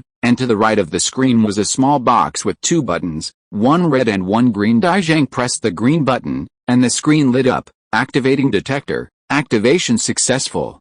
Matching image. Image matching successful. As the prompts flashed, the screen lit up, showing the inside of the elevator. Below the screen was a control handle. Daizhang moved the joystick, and the image began to extend downward. This was because the miniature robot had received instructions and began to probe down the elevator shaft. 5 meters, 10 meters, 20 meters, 50 meters. The robot kept going down, but it felt like the elevator shaft was bottomless. It wasn't until 300 meters that it reached the exit. The miniature robot was very small, and it could pass through even the smallest gaps. The perspective shifted, and what came into view was another door. It looked like it was for secondary identity verification and security checks. Passing through the security door, inside was a rectangular circular hall. The hall seemed to have at least several hundred desks, pieced together haphazardly to form a maze-like passage. The desks were filled with computer screens and all kinds of messy folders. In the middle of the circular hall were stairs leading to the lower level. When the robot walked to the edge of the circular hall and looked down, the scene instantly shocked everyone. The bottom was empty. A huge tempered glass cover, pieced together, covered a huge wreckage of a flying vehicle. Obviously, this was the place Dongfang Chen was looking for, the laboratory for studying alien life. If you are listening to this novel on a channel other than Fanfic World, it means it was downloaded and re-uploaded without effort. We warmly invite you to visit our channel, Fanfic World. There you will find the original version of this story and many other novels of various genres. We look forward to seeing you dive into a world of incredible novels. Chapter 439. At a Civilization. Report, Commander, the laboratory has been found. Good, unload the boxes, you can come back. Yes, sir. Daizhang obeyed the order, turned off the detector, and then directed the Special Forces to unload several large boxes from the plane. After finishing, they left directly. It was fine to leave the rest to the Queen Bee. Ulan Neutral Zone, underground main base. Dongfang Chen observed the wreckage of this aircraft through the holographic projection platform. Commander, after analysis, this aircraft belongs to the product of Blue Star Civilization. Blue Star Civilization? Impossible. Aircraft from hundreds of millions of years ago cannot be preserved until now, Dongfang Chen said. Yes. However, the crash time of this spacecraft should not exceed 300 years, Xiaolin replied. 300 years? That's even more impossible. 300 years ago, the most advanced country on Blue Star had just entered the Industrial Revolution and could not have built this kind of spacecraft. Dongfang Chen shook his head directly. According to the data obtained from the wreckage analysis, this spacecraft should belong to another civilization that appeared on the ancient continent during the Devonian period 300 million years ago. The Nata civilization, Xiaolin replied. A spacecraft that crashed 300 years ago belongs to a civilization 300 million years ago? Oh, that's not right. Are you saying that this spacecraft floated in space for 300 million years and then crashed 300 years ago? Dongfang Chen found it incredible. The space station floated in space for 230 million years because it was made very small and rarely operated, so it had the opportunity to be preserved until now. A spacecraft of this size, carrying dozens of astronauts, could not operate for hundreds of millions of years at all. It may not be like this, Xiaolin denied. Then is there any other explanation? Dongfang Chen asked. After analyzing the composition of the internal materials of the aircraft, it is judged that the aircraft has been manufactured for no more than 600 years. Xiaolin said, no more than 600 years. Dongfang Chen was stunned judging from the language they used. This aircraft belonged to the Nata civilization 300 million years ago. Judging from the material analysis of the aircraft, this aircraft was built no more than 600 years ago. These 2 points are completely contradictory. If these 2 points are true, then the only explanation is, Dongfang Chen's eyes lit up. Xiaolin, can you determine what type of engine this aircraft uses? Dongfang Chen hurriedly asked. Please wait a moment, analyzing now, Commander. After analysis, this aircraft may be using a warp drive engine, Xiaolin reported. Sure enough, Dongfang Chen understood, Commander. It has been detected that the warp drive engine technology is different from the technology mastered by the space station. Should we conduct further analysis? Xiaolin asked. You can analyze it. Except for the 23 hibernation capsules, don't open them easily. You can arrange the rest as you see fit, Dongfang Chen replied. Okay, Commander. Dongfang Chen guessed that the maximum flight speed of this spacecraft was very likely to approach the speed of light. The faster the spacecraft moves, the slower time passes. If the speed of the spacecraft is infinitely close to the speed of light, then Blue Star will have undergone great changes in a very short period of flight. This can explain why an aircraft that was built only 600 years ago came from the Nata civilization 300 million years ago. August 2, 2056 AD. Huaguo, Lazan Province, Gear County, Bazaroa. This roar was many times stronger than before. Now Huaguo has built several observation stations around this unknown building. Any disturbances under Yan Xiangping's close monitoring. Today's situation is a bit different. Yan Xiangping received the news and immediately came to the observation room. Rumble. The earth shook for a while. It can be seen from the picture that this huge building is changing. It seems to be growing taller. This base, which is 20 kilometers long and wide, has been raised again, from tens of meters to about 200 meters now. A base 200 meters high. One can imagine how tall the entire building is as the base rises. Several doors that can be opened suddenly appear from a distance. These doors look like several thin slits opened on the base, but in reality, this slit is more than 500 meters long and nearly 50 meters high. Zoom in on the picture. Yan Xiangping hurriedly ordered the staff aim the camera at one of the slits, zoomed in, and zoomed in again. Hissed. Now I can see clearly many giant scorpions walked out of the slits. Compared with this building, these scorpions cannot be called large. But compared with the ruins in the nearby county town, they are much larger. It is estimated that these scorpions are at least 10 meters high, and the barbs on their tails can be as high as more than 30 meters. Their body length should be around 100 meters. Moreover, looking around, they are densely packed everywhere. Hey, biology, this is Yan Xiangping. I want to apply for a few more nuclear bombs, Yan Xiangping said directly to biology without saying a word. Chapter 440 God's Gift.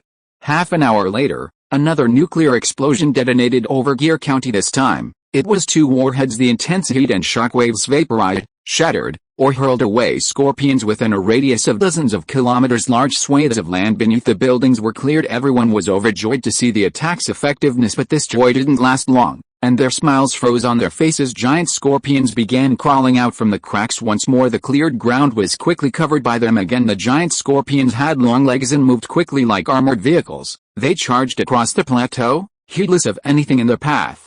They completely ignored the intense nuclear radiation on the ground. The small scorpions and rats could be dealt with, but these giant scorpions were beyond their capabilities. There's no other way, we can only hold them off. Yan Xiangping was truly out of options. Seeing this onslaught, the number of nuclear bombs was limited, and they couldn't keep detonating them like this. Send the order. The people of Sunlight City and Nakwa City continue to retreat further back.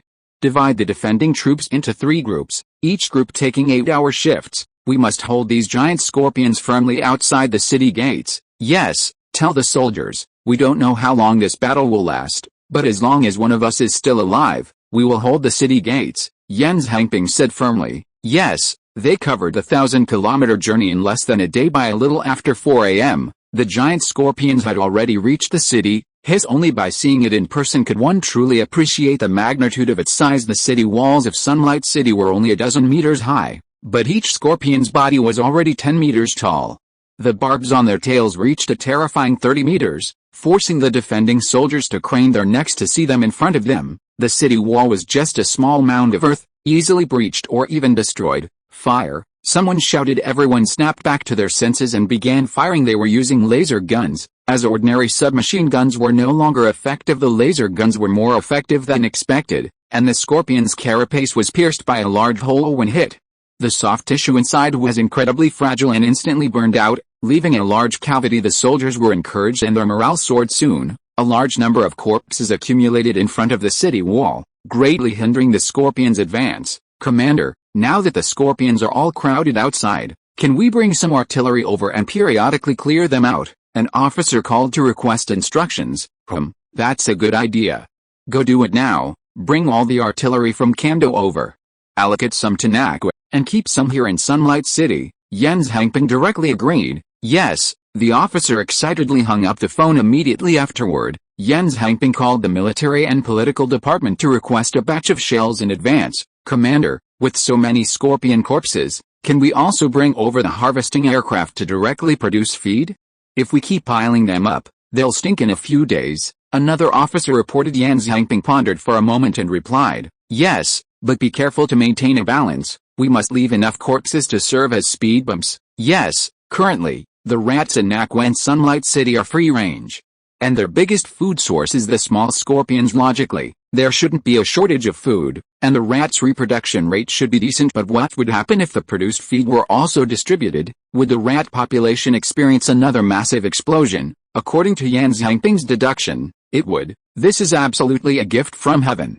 An endless supply of scorpions is an endless supply of food. How many rats could we raise? The more Yan Zhangping thought about it, the happier he became. "Xiao Chen, give me 2 more harvesting aircraft." He couldn't sit still and called Dongfang Chen directly. "Sorry, Commander Yan, the aircraft production has stopped. They're not for sale anymore." Dongfang Chen directly refused. "Stop talking nonsense. Is it about the price?" Yan Zhangping didn't believe it at all. "Commander Yan, it's not about the money. I've dismantled the production line. It's really stopped," Dongfang Chen said, feeling both amused and helpless. "I don't care. You find a way. I need them urgently." Yan Zhangping directly started acting like a rogue. "You want to recover those scorpions in Nakwa and Sunlight City, right?" "That's right. Then there's no need to use aircraft. I can just help you build a few production lines in the city." "That's great. Let's do that." Yan Zhangping was overjoyed. Aircraft are convenient for moving around, but used here, the efficiency is still too low. Both cities have queen bees and the crystal cores provided by Yan Zhangping, so building production lines is not difficult. Dongfang Chen's consistent design philosophy was simple, direct, and violent. He created a large open-air funnel in both cities. How big? 200 meters long and 120 meters wide. An entire scorpion could be fed in without being cut up. Below the funnel was a crusher, which directly crushed the materials into large chunks of meat. The subsequent processing steps were exactly the same as a traditional feed production line, and the final product was still bags of neatly stacked finished feed. Chapter 441. Spread it all out. So, the next question is, how to get these giant scorpions into the funnel? That's easy. To use a fully automated hoisting aircraft. This is a large contraption equipped with 12 anti-gravity engines. It has a retractable, anchor-like device underneath.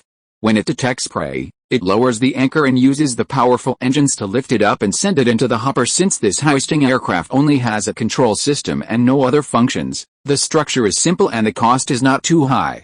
The biggest cost is its large size, which consumes a lot of materials in 5 days. The production line and the first hoisting aircraft were successfully manufactured. Now, the corpses piled up outside the city gate are as high as a mountain.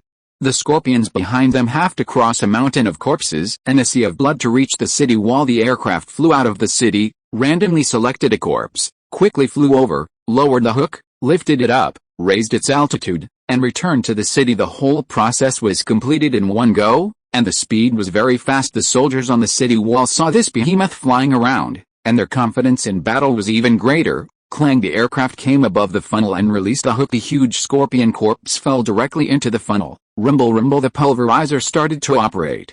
In a matter of minutes, the 100-meter-long scorpion was completely pulverized. However, the intermediate processing equipment started to operate, repulverizing, heating, sterilizing, flavoring, granulating, drying, and bagging the pulverized meat. The whole process was completed in one go. By the time the second scorpion came over, The pulverization of the first one had already been completed. Without delaying the secondary feeding at all, this set of production lines can support 20 hoisting aircraft feeding at the same time, which is basically enough. Yan Xiangping is about to make a fortune now. A scorpion is 100 meters long, so how much feed can it produce?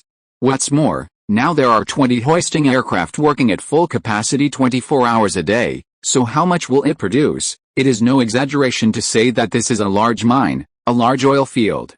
As soon as the machine turns, it's all money. Yan Xiangping stood on the city wall, looking at the scene in front of him, and couldn't help but laugh. Hee. Commander, what's wrong with you? Rong Po saw that Yan Xiangping was not quite normal and stepped forward to ask. Nothing to do. Yan Xiangping's beautiful vision was interrupted, and he asked angrily, yes, there is no mission now. Rong Po didn't know it was sarcasm and replied stupidly, go, take your people and spread all those feeds. Yan Xiangping pointed to the feed that had just been produced below and said, spread them?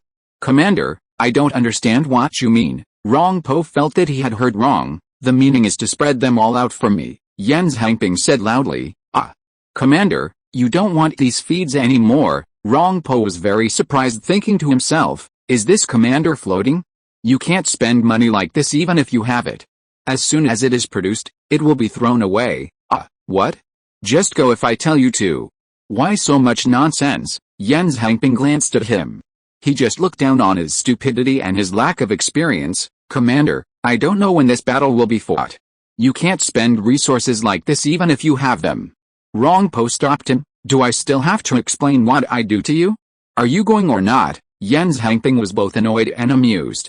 He just looked down on him for being stupid and inexperienced. Go, go, go. Commander, you haven't told me where to spread them. Rong Po asked. Just spread them anywhere, just don't be too far from the city. Yan Xiangping waved his hand indifferently. Yes. Rong Po reluctantly saluted and then led his men away. They carried the feed onto the plane, then flew out of the city, opened the bags one by one, and sprinkled them down from the plane, scattering them everywhere. Captain, why is the commander doing this? This is such a waste. It is said that this bag of feed is worth more than a dozen crystal cores. A team member sat on the feed to rest, panting. If you ask me, who am I going to ask?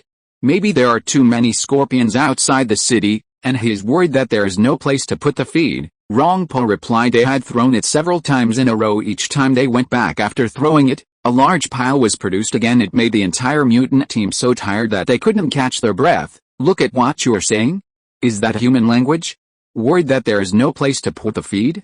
Isn't there a place to put a few bags of feed in such a big sun city? Besides, these are all crystal cores. Wouldn't it be nice to sell them for crystal cores? The team member didn't believe it. Stinky boy, how are you talking? Are you looking for a beating? Rong Po glared and scolded. I was wrong, Captain, I was wrong. The team member hurriedly slapped his mouth to apologize. Captain, look, another team member pointed to the bottom of the plane and shouted. Rong Po heard the shout and walked to the window to look down. I'll go. I saw a large number of rats running wildly in the wilderness below, looking for feed to eat from a distance. It looked like swarms of locusts. Chapter 442 successfully landed on Pearl Island. I get it. Commander is feeding the rats. A team member's eyes lit up. They knew these rats could be controlled with commands. In other words, they could be recalled at any time. Now that there's no shortage of feed, couldn't they raise as many as they wanted on this vast resin plateau? This also showed Dongfang Chen's foresight. These rats were modified to be cold resistant, with long fur and small size, making them very suitable for this climate. What are you waiting for? Keep going, Rong Po urged. Without further doubt, August 8, 2056 AD, Central Pacific Ocean, Pearl Island, United States of America. Reporting, Lieutenant General Nakashige. The Third Fleet has arrived in the designated area. Very good. What's the situation? The island is full of zombies, and no survivors have been found. Continue reconnaissance, focusing on scanning the U.S. Navy base. Yes, sir. Reporting, Lieutenant General Nakashige. The Second Fleet has arrived in the designated area. Reporting, Lieutenant General Nakashige. The Fifth Fleet has arrived in the designated area. Attention all units, begin Operation Clear Island. Yes, sir. Great Sun Nation was also miserable. They couldn't attack Hua Nation, and the zombies in Southeast Asia had been almost completely cleared. They kicked a steel plate when attacking the Tasmanian Empire of Australia, and now they couldn't attack there either. Helpless, They could only cross the Pacific Ocean and prepare to wander around the United States of America. In fact, they could have chosen to advance westward from Southeast Asia and take a look at the Indo-Pakistani countries. However, they did not do so because the Indo-Pakistani countries, like several other super-political entities, were silent. Komodo Sayako thought the risk was a bit too great if the United States of America knew what she was thinking. One wondered what they would think the East Island nation actually thought they were. A soft persimmon. How inflated was that? To improve efficiency, Komodo Sayako specially arranged for 500 holy envoys to accompany the army. The advantage of doing this was that they didn't have to go everywhere to find zombies. The holy envoys could use summoning arts to gather the zombies together, making them very convenient to clear. However, collecting crystal cores was still a bit troublesome. Relying on manpower to dig them out one by one was also very inefficient. To this end, Dongfang Chen specially developed a tool for them, aptly named the Super Purifier. As long as they activated this Super Purifier, the surrounding zombies would be completely annihilated, leaving no corpses, and only crystal cores would remain on the ground. This was actually an encapsulated miniature queen bee. Its only function was to control nanobots to decompose zombies. Of course, it would absorb a very small portion of the crystal cores during the decomposition process to ensure sufficient energy. This was environmentally friendly, and the residual viruses in the zombies' bodies would not be transferred to other parts of the food chain, which could slow down the mutation rate of microorganisms to a certain extent. There was something very strange here. Dongfang Chen supported Komodo Sayako because he had already been controlled and could be used as a tool to wreak havoc on the world. But why did the Scarlet Church still support him? He had publicly announced his separation from the Scarlet Church. Shouldn't the Scarlet Church eliminate this kind of traitor? The answer, of course, was no. The reason was that the Scarlet Church was actually a loosely organized sect independently created by the Mani sect's holy sons, and they were not subordinate to each other. In other words, Komodo Sayako's announcement of his separation from the Scarlet Church had nothing to do with the other holy sons, nor did it have anything to do with the Mani sect. How he dealt with his own subordinates was his own business, but if he wanted to leave the Mani sect, the nature of the matter would be completely different. So, although Komodo Sayako claimed to have left the Scarlet Church, this did not prevent him from continuing to mobilize the holy envoys under his command, and from cooperating with other holy sons. Nakashige Koji did not know the details of the Scarlet Church, nor did he know that there was a Mani sect behind the Scarlet Church. So, he still couldn't figure out why Komodo Sayako could still mobilize so many holy envoys even though he had left the Scarlet Church. Doubts aside, now that his status was different, he didn't dare to say whatever he wanted or ask whatever he wanted as before. He could only guess that some kind of agreement had been reached with the Scarlet Church again. But no matter what, this Komodo Sayako was already considered the #1 figure in the Great Sun Nation in everyone's mind. Besides him, no one else dared to openly challenge the Scarlet Church in public. Anyone who did so would probably be finished that night. But not only was he not finished, but he also received strong support from the Scarlet Church, and his military strength greatly increased. Who could he reason with? Chapter 443, Seeing Old Acquaintances Again. Report, General Zhang, we've detected a distress signal. What's the content? They say they're trapped on Bruckner Island on the east side. There are 13 survivors, hoping to be rescued. Order the 5th Fleet to go and take a look, but be careful. Yes, sir. Bruckner, honey, it's been almost a year. Is there any point in doing this anymore? Sabrina, we can't give up hope, can we? Oh, God. I hope these days end soon. They will. Someday they will end. Report, sir. We've spotted a strange warship in the northwest direction. At this time, a soldier walked in to report. Really? Are you sure you're not mistaken? No, sir, I'm not mistaken. Let's go. Let's take a look. The officer was overjoyed and strode out of the room from the outside. It looks like a renovated police station. This police station is located next to Bruckner Airport, with no buildings around it, providing a very open view. The officer went to the roof, took out his binoculars, and observed carefully. It is indeed a warship. However, there are no cannons on this warship. Wait a minute. The officer was experienced and recognized at a glance that this was not a ship from the United States of America. Closer, he finally saw clearly that the hull was painted with the flag of the Great Sun Kingdom, a ship from the East Island Nation. The officer was puzzled. He was isolated here and didn't know that the East Island Nation had been renamed the Great Sun Kingdom. He also didn't know why a ship from the East Island Nation would appear in the waters of the United States of America. Should we ask them for help? The officer was a little embarrassed. He didn't know their purpose, nor was he sure if they were friends or foes. Sir, is there a problem? The subordinate asked. This is a ship from the East Island Nation. Its identity is unknown. The officer frowned and said, "Sir, what should we do? Hide first. Let me think." After speaking, everyone went back downstairs. "Honey, I heard a ship is coming," Sabrina asked excitedly. "Yes, but this ship is from the East Island Nation." "From the East Island Nation? Is there a problem?" Sabrina didn't understand. "There is a problem. It's unusual for a ship from the East Island Nation to appear here. I think there will be danger." "Honey, I want to know, are the people driving that ship human?" Sabrina asked. Without a doubt, the officer was very sure. "So, I think surrendering to them is better than staying on the island. You need to know that our food and water won't last much longer," Sabrina reminded. "Honey, you're absolutely right." The officer was suddenly awakened. "This is not a time of peace. There is no need to consider whose waters this is, or whether the East Island Nation is an invasion. Surviving is the first truth. Even being a prisoner is better than being a zombie's dinner." Having understood this, he strode to the roof, shouting and waving, trying to attract the other party's attention. This police station was not far from the sea, and it was the tallest building here. Therefore, the captain of the Fifth Fleet quickly spotted him when the patrol ship approached.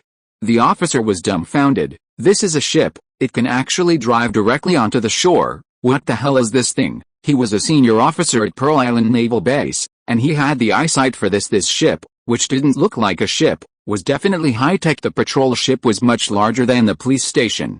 The officer looked at it like he was looking at a huge skyscraper. Soon, a team of soldiers came down without confirming the officer's identity. The soldiers on the ship were fully armed, wearing combat uniforms, and holding weapons. Cautiously, the officer sensibly raised his hands to show that he was not hostile. "Who are you?" an East Island soldier asked, but the officer did not understand East Island language. Soon a robot flew over. "Who are you?" the robot translated.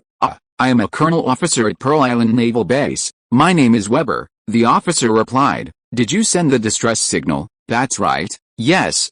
I sent it." The officer nodded. "There are a dozen people here." "Yes, mostly my subordinates and family." "Call them out." Okay.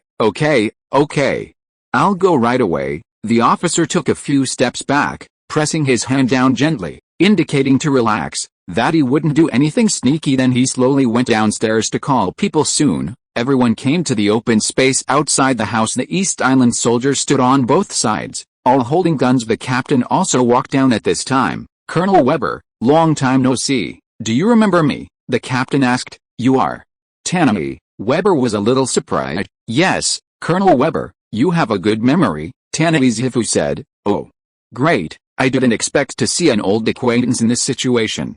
Chapter 444. You should accept reality. "By the way, how did you guys end up on Pearl Island?" Colonel Weber asked. "We came to clear out the zombies," Tani Haruo said lightly. "Clear out zombies? Tani, you're quite the joker. Could it be that you've finished clearing out the zombies in your Eastern Island country?" Weber asked as if he had heard the biggest joke in the world. "Yes," Tani Haruo nodded calmly. "What? Tani, your joke isn't funny at all." Weber saw Tani Haruo's calm reply and felt he might be telling the truth. "Colonel Weber, this is no joke. Not only the Great Sun Empire itself, but even the Southeast Asian countries have been almost completely cleared by us," Tani Haruo said very proudly. Showing off in front of a colonel from the American Federation was incredibly satisfying. He loved seeing their faces as if they had never seen the world. "Impossible. Absolutely impossible. Those are zombies. How could you possibly clear them all out?" Colonel Weber was no longer calm. "Haha, Colonel Weber, you should accept reality.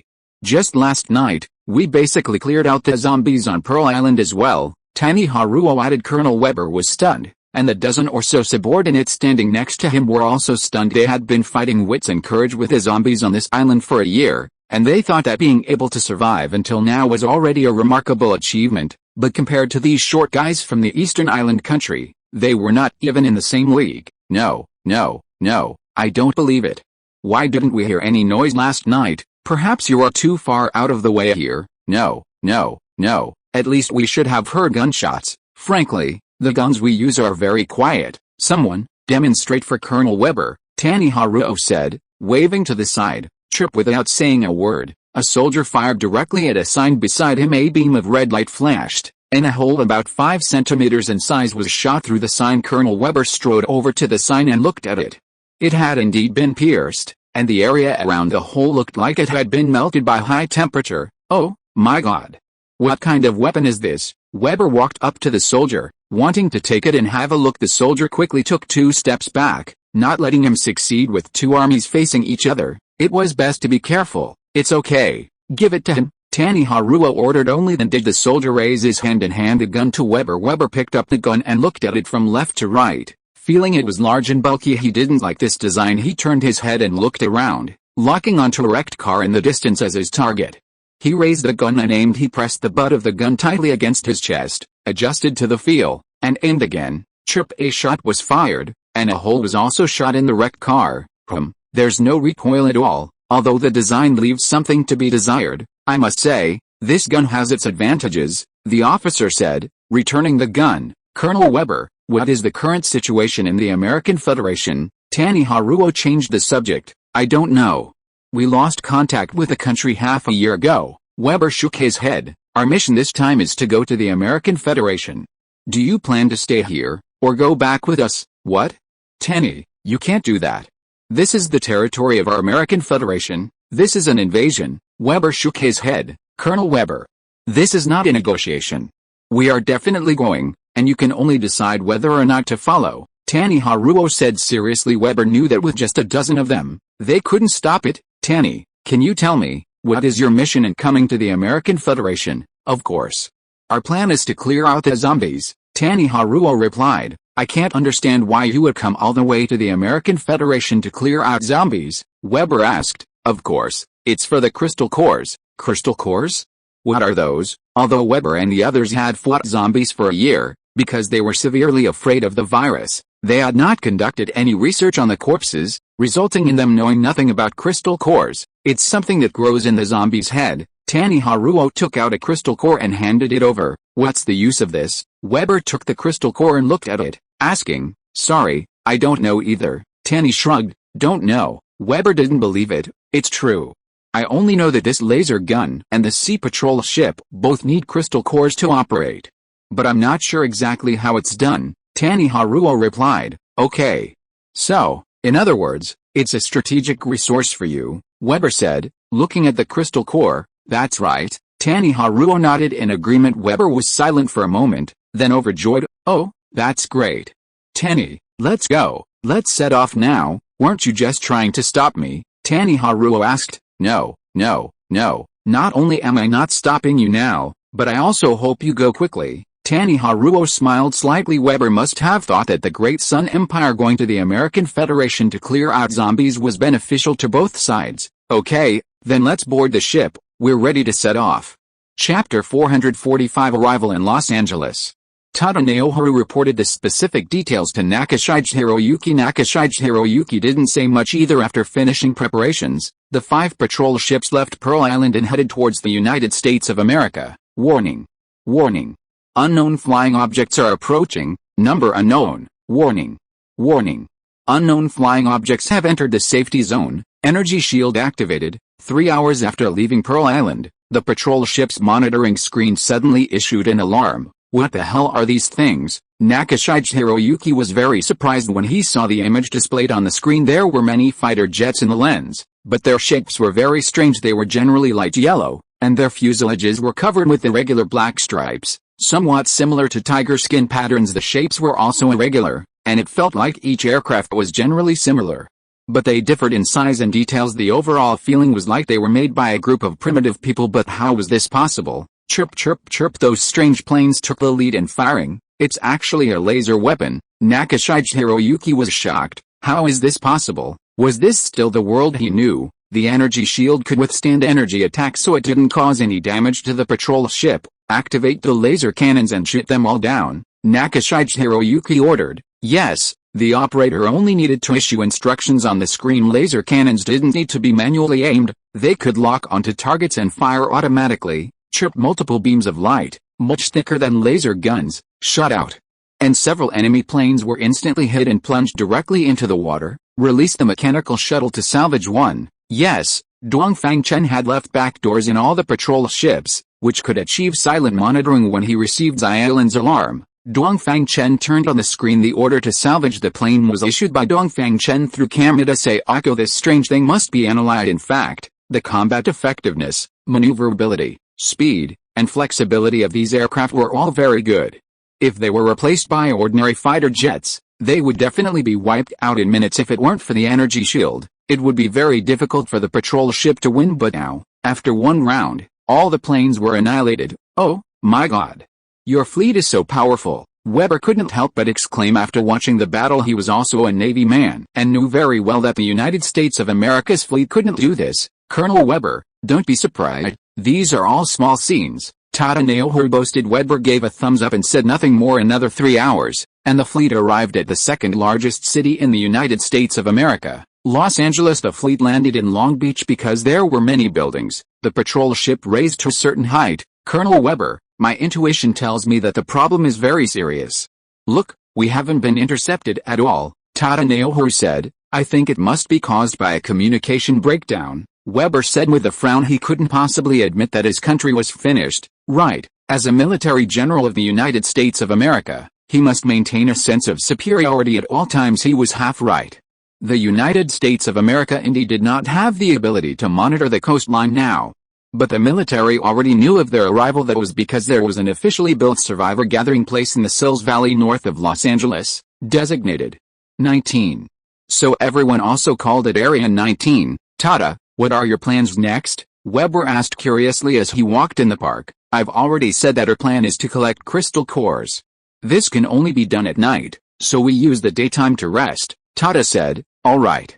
But I think we should first try to contact the council, Weber said. Colonel Weber is right, but we don't need to do this, Tata Naohru replied. I'm very curious, what will you do if the council disagrees? Weber's question was a bit sensitive. Colonel Weber, let me give you a piece of advice. Curiosity killed the cat. Tata Naohru stared at him very seriously and warned. All right. Weber shrugged and said no more. As soon as the sun went down, everyone was ready. Opening the portable purifier, the holy envoy made some strange noises to attract the zombies out. At the same time, many iron cages were lowered from the ship's hold. Inside were Tier 3 zombies. These zombies all obeyed the holy envoy's command. Roar with the zombies roar.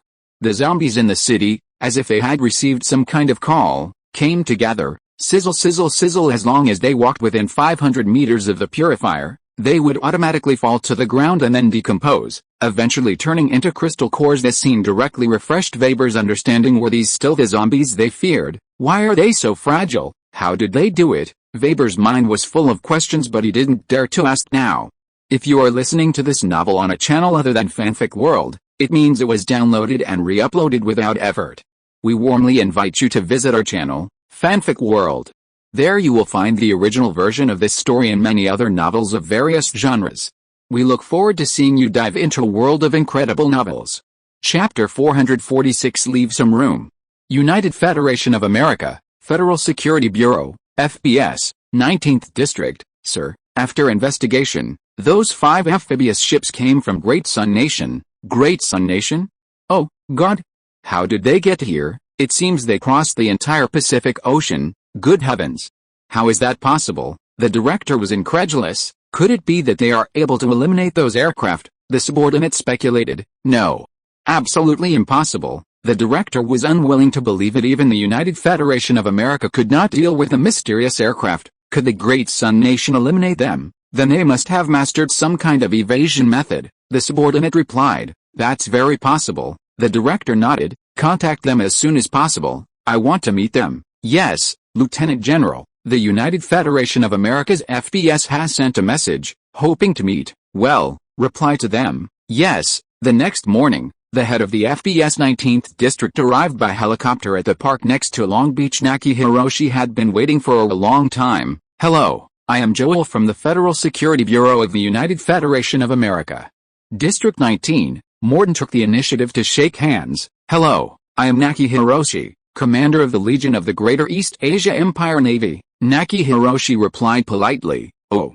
You are General Naki, I have heard of you, Morton said in surprise. Just a false reputation. Naki Hiroshi bowed. General Naki, do you know what it means to send warships into the territory of the United Federation of America without authorization? Morton planned to give him a blow first. This way, he could occupy a good position in the negotiation. Director Morton is wrong. We also came after receiving a distress message. Naki Hiroshi argued sophisticatedly. Is that so? Where did the distress message come from? Morton asked. Sorry, we cannot confirm the source of the message. Naki Hiroshi bowed again. An unverifiable message is a dead end. Naki Hiroshi cannot prove it exists, and Morton cannot prove it doesn't at this juncture. There is no need to delve into this issue. Then may I ask General Naki, what is your plan? Morton had no choice but to change the subject since he didn't get any advantage. The order I received was to implement a zombie cleanup plan on the American continent. Haha. General Naki, I'm afraid that's just an excuse. Morton didn't believe it at all. Clean up the zombies on the entire American continent? Aren't you afraid of your tongue slipping, Mr. Morton? What do you mean by this? I'm afraid cleaning up zombies is false, and taking the opportunity to occupy the American continent is true, right? Morton sneered. Mr.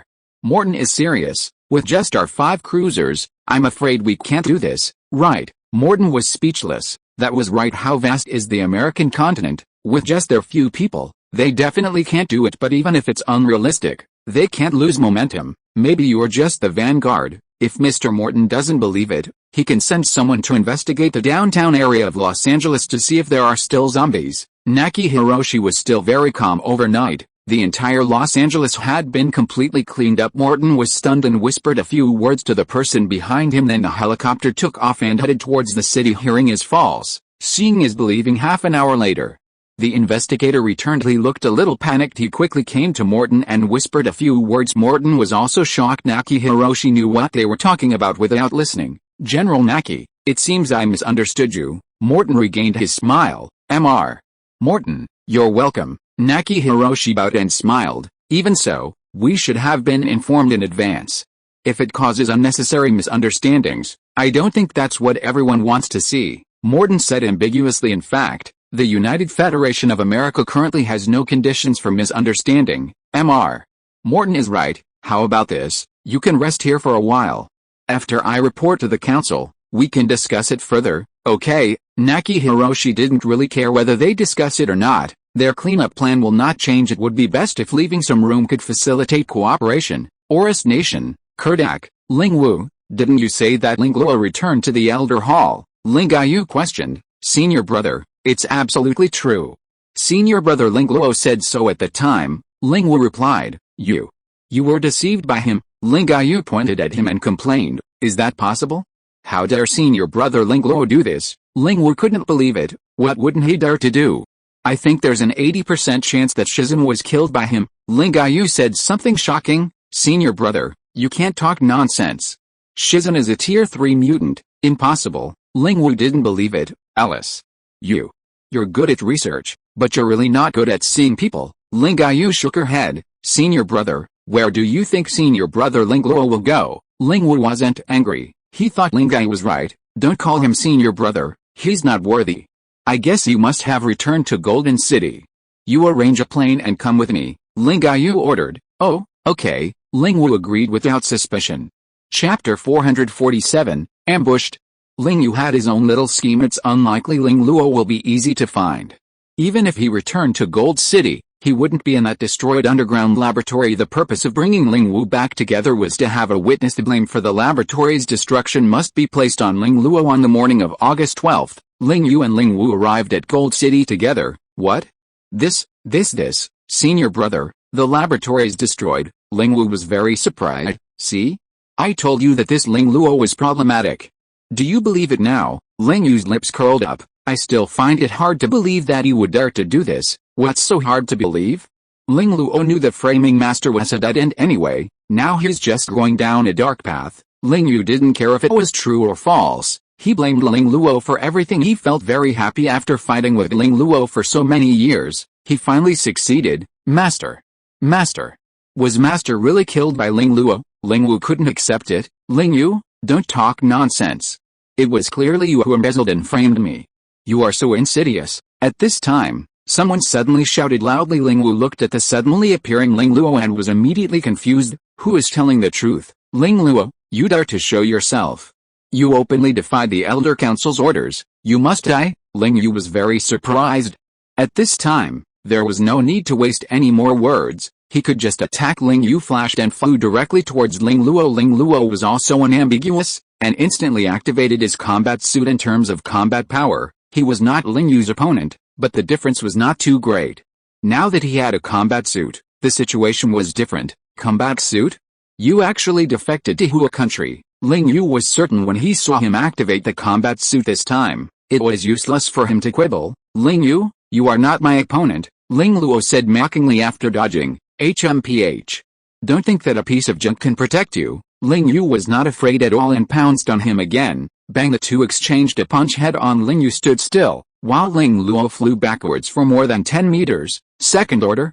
You broke through. Ling Luo was shocked. Unfortunately, you found out too late. Ling Yu smiled faintly and rushed up again. Bang, without exchanging a few blows, Ling Luo was punched away. The powerful impact caused him to be directly embedded in the wall of a building behind him. Ouch! This blow directly caused him to be seriously injured and vomiting blood. Before vomiting, he hurriedly put away the combat suit to prevent blood from splashing on his face. The combat power of the first order and second order was simply not on the same level. He couldn't win. He couldn't win at all. Ling Luo, stop struggling. You will definitely die today. Ling Yu slowly walked over. Ling Wu watched from a distance.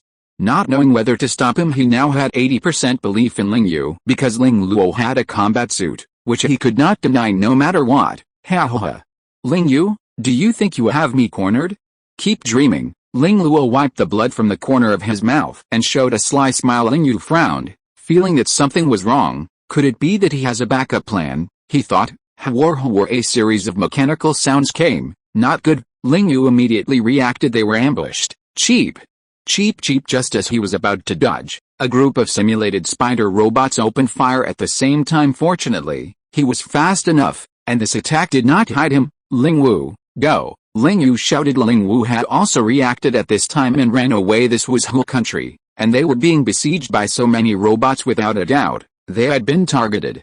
If they ran slowly, they might not be able to escape. Cheap. The robots automatically split into two groups and chased after them separately. Hey! While dodging, Ling Yu had to turn around and counterattack whenever he had a chance. He had no choice but to counterattack. Otherwise, if he kept consuming his energy, he would have no chance of escaping. So what if he was at the second order? In the face of the massive number of robots, it was impossible to resist. His strategy was to resist while retreating, and finally find a way to board the plane. But to take off successfully, he had to have enough time. Then he had to find a way to get rid of the robots. He weaved through the alleys while looking for a way on the other side. Ling Wu was not so lucky. In less than 10 minutes, he was caught. Ling Luo, I didn't expect you to be this kind of person. Ling Wu gritted his teeth and said after Ling Luo walked over, Junior brother, what kind of person am I? Don't call me junior brother. I ask you, did you kill Master? Ling Wu asked. How is that possible? Master selflessly sacrificed himself to achieve a breakthrough in the modified human experiment as soon as possible. Ling Luo finally admitted, You deserve to die. Master raised us from childhood. How could you do this? Ling Wu cried and cursed. Chapter 448. Ling Yu dies. Ling Wu escapes. He's already a cripple. Isn't it good for him to use his remaining energy? Ling Luo didn't feel a bit of guilt. You ungrateful wretch. I'm going to fight you to the death. Ling Wu struggled frantically. Ling Luo didn't hurt him, nor did he intend to in his heart. This little junior brother was just a naive child who cared about nothing but his research. Honestly, he quite liked him. Fight me? You don't have the strength? Alright, get lost. Leaving alive, you still have a chance to bring the news out. As for Ling Yu, I advise you, don't go save him. Otherwise, neither of you will get away. Ling Luo said. The cage opened automatically. Ling Wu rushed towards Ling Luo. As soon as he came out, bang, Ling Luo kicked him away. Cough cough. He was already injured, and now with the exertion, he couldn't help but cough. Ling Wu, leave while I haven't changed my mind. Ling Luo said. No. I won't leave. I want to avenge Master. Ling Wu was very determined. He took out a very small controller from his pocket and started operating it. What are you doing? Ling Luo frowned and asked. HMPH. You are a traitor, but those ants are not. Ling Wu said disdainfully. Ling Luo chuckled, but quickly stopped himself. Huh?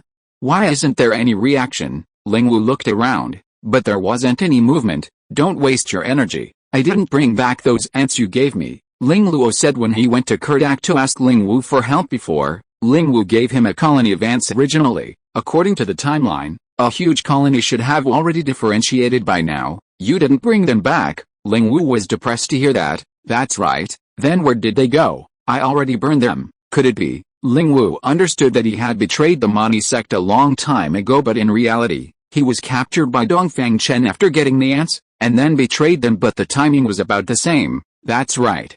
Ling Luo didn't explain much. You are so insidious. Ling Wu trembled with anger. Alright, Ling Wu, you can take this information back and tell the Elder Hall.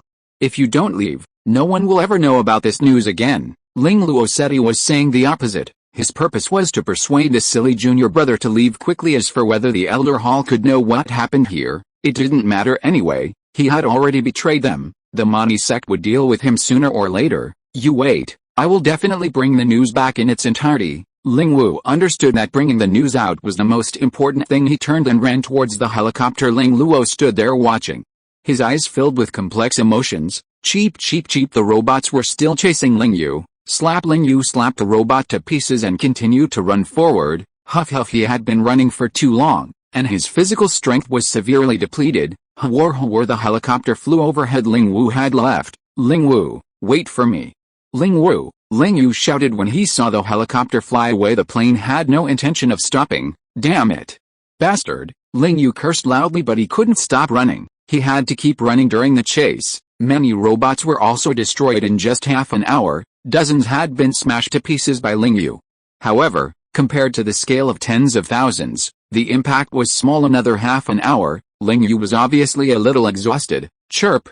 Unable to dodge, he was shot. Another 10 minutes. His left leg was shot again. Half an hour later, Ling Yu had been shot dozens of times. His body was covered in blood, and his clothes had been burned to tatters by the lasers. He couldn't run anymore, and fell down when climbing over a broken wall. He struggled a few times, but couldn't stand up. The robots rushed up and surrounded him. Ling Luo walked over leisurely. Ling Yu, never thought you would die in such a way. Ling Luo mocked, looking at Ling Yu's miserable appearance. He felt happy. Ling Yu was not convinced and wanted to struggle to stand up, but he couldn't succeed at all. You probably don't know, but Master was still chanting your name when he died. Ling Luo continued to rub salt into the wound. Ling Yu's emotions fluctuated violently when he heard Master.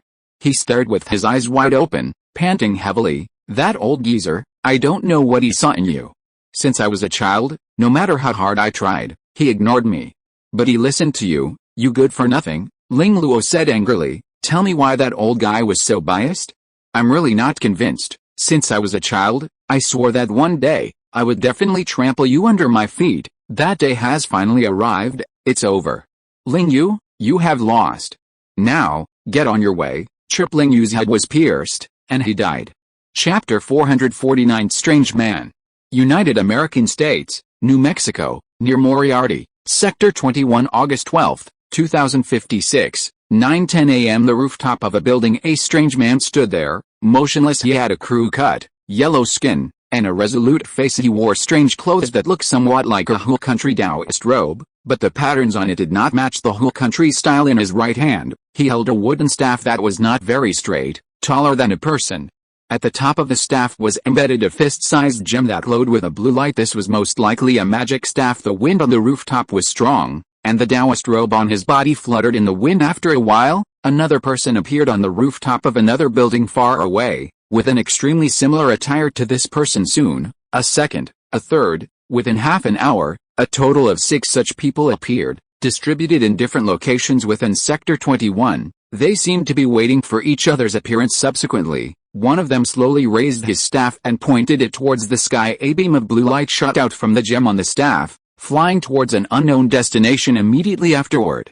The second person also raised his staff and pointed it at the sky. Another beam of blue light shot out, intersecting with the first beam of blue light. Then the third person, the fourth person. The 6 beams of blue light seemed to attract each other, eventually converging into a single point. The light at that point became stronger and stronger, and the point of light gradually grew larger, turning into a ball of light. The survivors in Sector 21 had already noticed the intense light in the sky, and they squinted their eyes to look up at the sky. The light was too strong, and they couldn't see clearly at all. The ball of light became larger and larger, brighter and brighter. The ground was completely covered by this light, and even the sunlight seemed dim in comparison at this time. The staff of the FBS Sector 21 branch had already realized the problem. They immediately dispatched a helicopter to take off, wanting to investigate what this ball light was, but the helicopter crashed directly after taking off. For a short time, the crash of the helicopter became the fuse, and the people were completely panicked. Everyone screamed and fled in all directions. The base was plunged into chaos.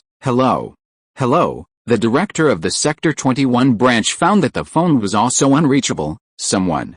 Go and notify Colonel Felix immediately, and ask him to send someone to maintain order immediately. The director shouted. Yes, sir. A staff member ran out in a panic. Bang! A bolt of lightning flew out from the ball of light and shot towards the ground. A fleeing man was instantly struck and fell directly to the ground. Bang bang! Two more bolts of lightning shot out.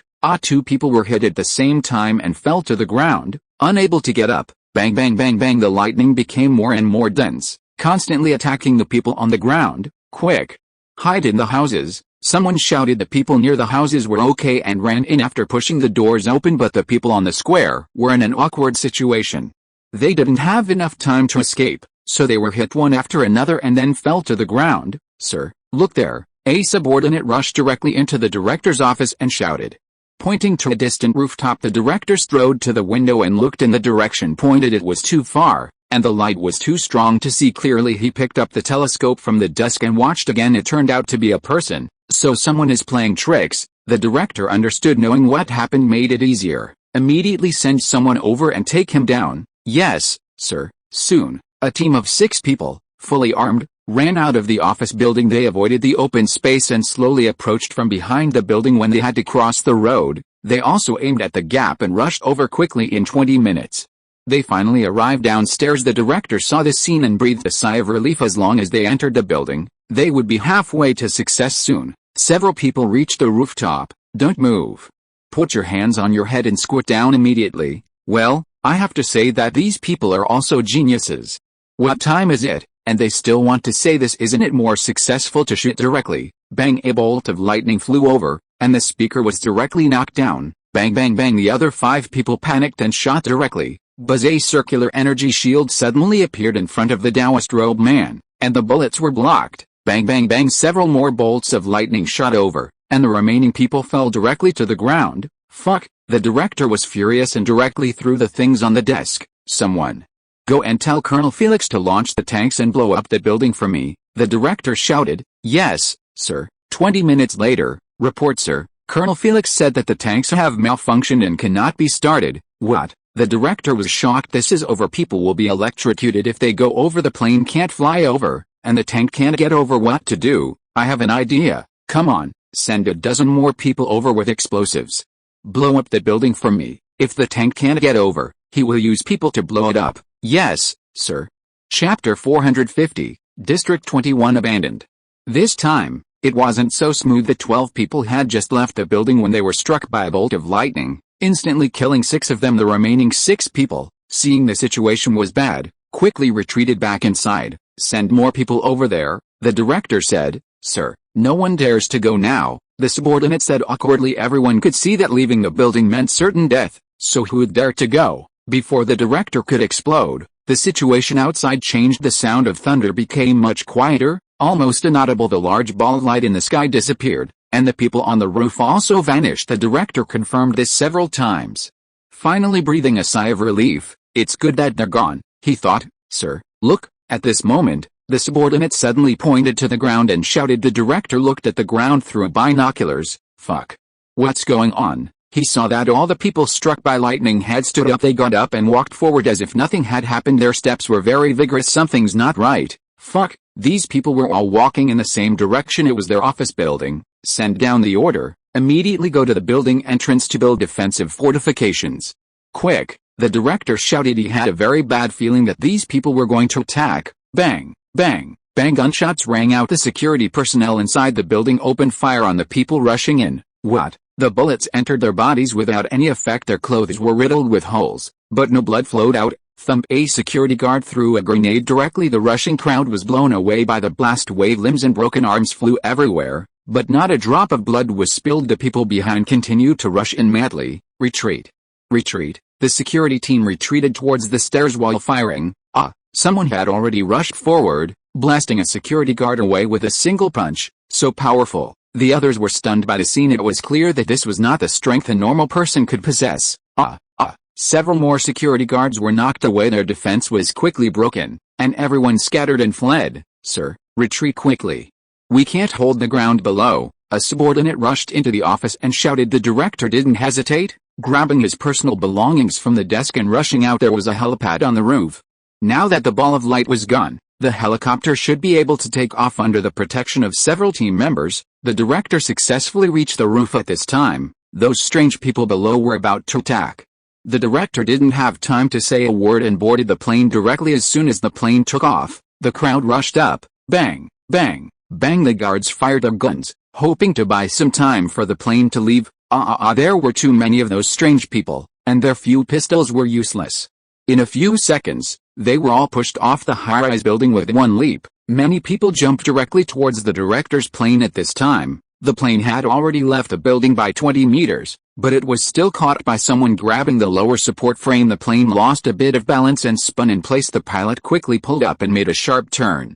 The strong acceleration combined with the centripetal force directly threw the person below away, and the plane successfully escaped after the director left. These people lost their target and dispersed. Now the entire District 21 was going to suffer. These strange people were fast, incredibly strong, and attack anyone they saw. The entire survival base fell into living hell. The army's planes also took off one after another. District 21 was completely abandoned. The helicopter had limited fuel and couldn't fly far. The director decided to first head to Phoenix, Arizona, in the west. District 20 was located there. Oh, Buck, my friend, welcome to my place as a guest. Claire, sorry to bother you, Director Buck said. Buck was the director of District 21. There's no need to be so polite between you and me. Why didn't you call ahead before coming over? Director Claire asked. Something happened in District 21, Buck said wearily. What exactly happened? Claire no longer smiled, so Buck recounted what had happened. Is this a demonic version of Thor? Can he actually create lightning? Claire was shocked after listening. I don't know either. I think we should report it as soon as possible. We definitely can't handle this matter, Buck shrugged, indicating that he didn't understand either. Good, Claire nodded. Buck used the phone in Claire's office to call the president's office directly after the situation was reported. How to handle it specifically was no longer their concern. Los Angeles, California. Nakahiro Oshijiji had been staying in Long Beach for 2 days. This was also the longest time he planned to wait. If the U.S. authorities still hadn't given a response today, then he would have to start directly. End of this chapter. Thank you so much for reading until the end. Don't forget to give it a like. Looking for more exclusive content and immediate access? Subscribe to our Patreon. Remember, every like, subscription or donation encourages us to continue. Thank you all. See you in the next video.